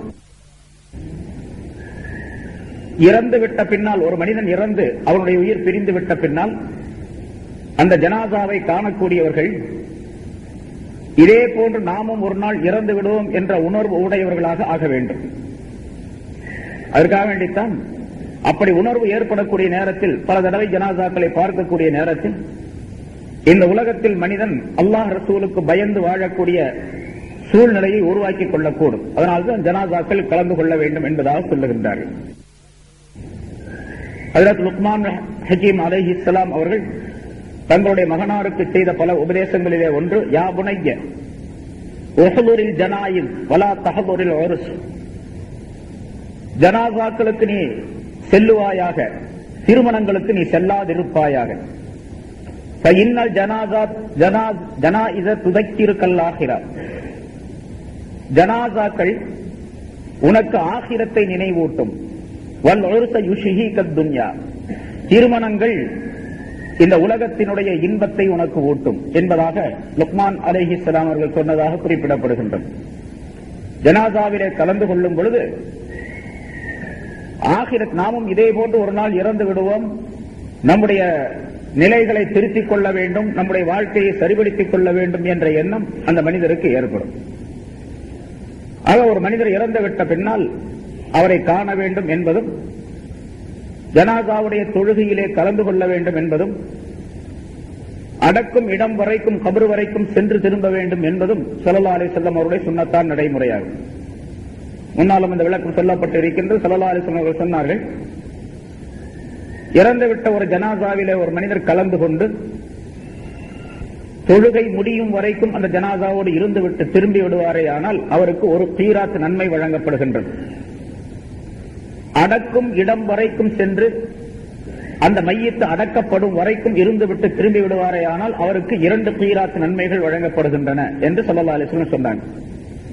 சஹாபாக்கள் கேட்டாங்க, யா ரசூலல்லாஹ், ஒரு கீராத் என்றால் என்ன என்பதாக கேட்டார்கள். ஒரு கீராத் என்பது ஒரு உஹத் மலையுடைய அளவு என்பதாக ஸல்லல்லாஹு அலைஹி வஸல்லம் சொன்னார்கள். உஹத் மலை ஹஜ்ஜுக்கு போனவங்களுக்கு தெரியும் அது எவ்வளவு பெருசு இருக்குன்னு. அவ்வளவு அளவு நன்மை கிடைக்கும் ஜனாசாவுடன் கலந்து கொள்ளக்கூடிய நேரத்தில். ஏனென்று சொன்னால் மனிதன் அல்லாஹுவை பயந்து இந்த உலகத்தில் வாழ்வதற்கு அது அடிப்படை காரணமாக அமைந்திருக்கின்றது. அதனால் ஜனாசாவில் கலந்து கொள்வது அப்படிங்கிறதுல, ஜனாசாவில் கலந்து கொள்வதுனா ஜனாசாவுடைய அந்த தொழுகையில் கலந்து கொள்ள வேண்டும். முதலாவதாக ஜனாசாவில தொழுகை இருக்கின்றது, அது ஃபர்லு கிஃபாயா என்பதாக சொல்லப்படும். கட்டாயமாக தொழ வேண்டும். ஆனால் யாராவது ஒரு சிலர் தொழுதால் மற்றவர்களுடைய கடமையும் நீங்கிவிடும். யாருமே தொழுகல, எல்லாரும் குற்றவாளி. ஒருத்தர் இறந்து போயிட்டாரு, யாருமே தொழ வைக்காம கொண்டு போய் அடக்கி போட்டாங்க, எல்லாருமே அந்த ஊர்ல இருக்கக்கூடிய எல்லாருமே குற்றவாளி ஆவார்கள், அந்த பகுதியில் இருக்கக்கூடிய எல்லாரும். அதனால அது ஜனாசா தொழுவது ஃபர்லா இருக்கின்றது. ஆனா கிஃபாயா, ஒரு சிலர் தொழுதால் அது போதும் என்ற நிலையுடையதா இருக்கின்றது. ஜனாசா தொழுகும் பொழுது என்ன ஓதணும் அப்படிங்கிறது ரொம்ப பேருக்கு தெரியாது. இமாம் தக்பீர் சொல்றாரு, ஏன்னா எப்பாவது ஒரு நாளைக்கு தானே தொழுவ வர்றாங்க, அது ஜனாசா தொழுவ வர்றது எப்பாவது ஒரு நாளைக்கு தொழுவ வர்றாங்க. அதனால என்ன ஓதணும் அப்படின்னு ரொம்ப பேருக்கு தெரியாது. சில பேர் இமாம் கையை கட்டுறாரு, தக்பீர் கட்டுறாரு, அதே மாதிரி கட்டி முடிச்சுட்டு போயிடுவாங்க. 4 தக்பீர் சொல்றாரு, ஒரு 4 தக்பீர் சொல்லிட்டு சலாம் கொடுத்து முடிச்சுட்டு போயிடுறாரு. ஜனாசாவுடைய தொழுகை இருக்கின்றது, அது அந்த தக்பீர் தான் ஜனாசாவுடைய தொழுகை. அசல்ல அந்த ஜனாசாவுக்கு துஆ செய்வது அப்படிங்கிறது தான். ஜனாசாவுடைய தொழுகை துஆ செய்வதாக இருக்கின்ற காரணத்தினால்தான் ஷரியத்துல தொழுகை முடிந்த பின்னால், தொழுது முடிச்சு சலாம் கொடுத்த பின்னால் அப்புறம் துஆ ஓதணும்னு அவசியம் கிடையாது. ஆனா இங்க பழக்கத்துல என்ன பண்றாங்க, துஆ ஓதுறாங்க. மற்றவங்களுக்கு எல்லாம் அது தெரியாது என்ற காரணத்தினால் துஆ ஓதுவது அப்படிங்கிற ஒரு பழக்கத்தை நம்ம நாட்டில், தமிழ்நாட்டில் மட்டும்தான் ஏற்படுத்தி இருக்கிறாங்க. வடநாட்டிலையும் கூட பெரும்பாலும் கிடையாது. மற்ற உலக நாடுகள்ல பல இடங்கள்லயும் கிடையாது. ஷரியத்துடைய அமைப்பும் அப்படித்தான். ஏன்னா அந்த தொழுகைதான் துஆ, தொழுகைதான் துஆ. அதனால சில பெரியார்கள் இந்த ஜனாசாவுடைய தொழுகைக்கு நியத்து செய்யும் பொழுது இப்படி எழுதி வைத்திருக்கின்றார்கள். ஜனாசா தொழுகிறேன்னு சொன்னா போதும், அல்லாஹ்வுக்காக வேண்டி இந்த ஜனாசாவுடைய தொழுகையை தொழுகிறேன். ஜனாசாவுடைய தொழுகை அல்லாஹ்வுக்காக வேண்டி தொழுகிறது அல்லாஹ்வுக்கு தான். ஆனா இந்த ஜனாசாவுக்கு துஆ செய்வதற்காக, அதனால இப்படி சொல்லுவாங்க, இந்த ஜனாசாவுக்கு துஆ செய்தவனாக கிப்லாவை முன்னோக்கி அல்லாஹ்வுக்காக வேண்டி நான் தொழுகிறேன், இமாமை பின்பற்றி அப்படின்னு சொல்லுவாங்க.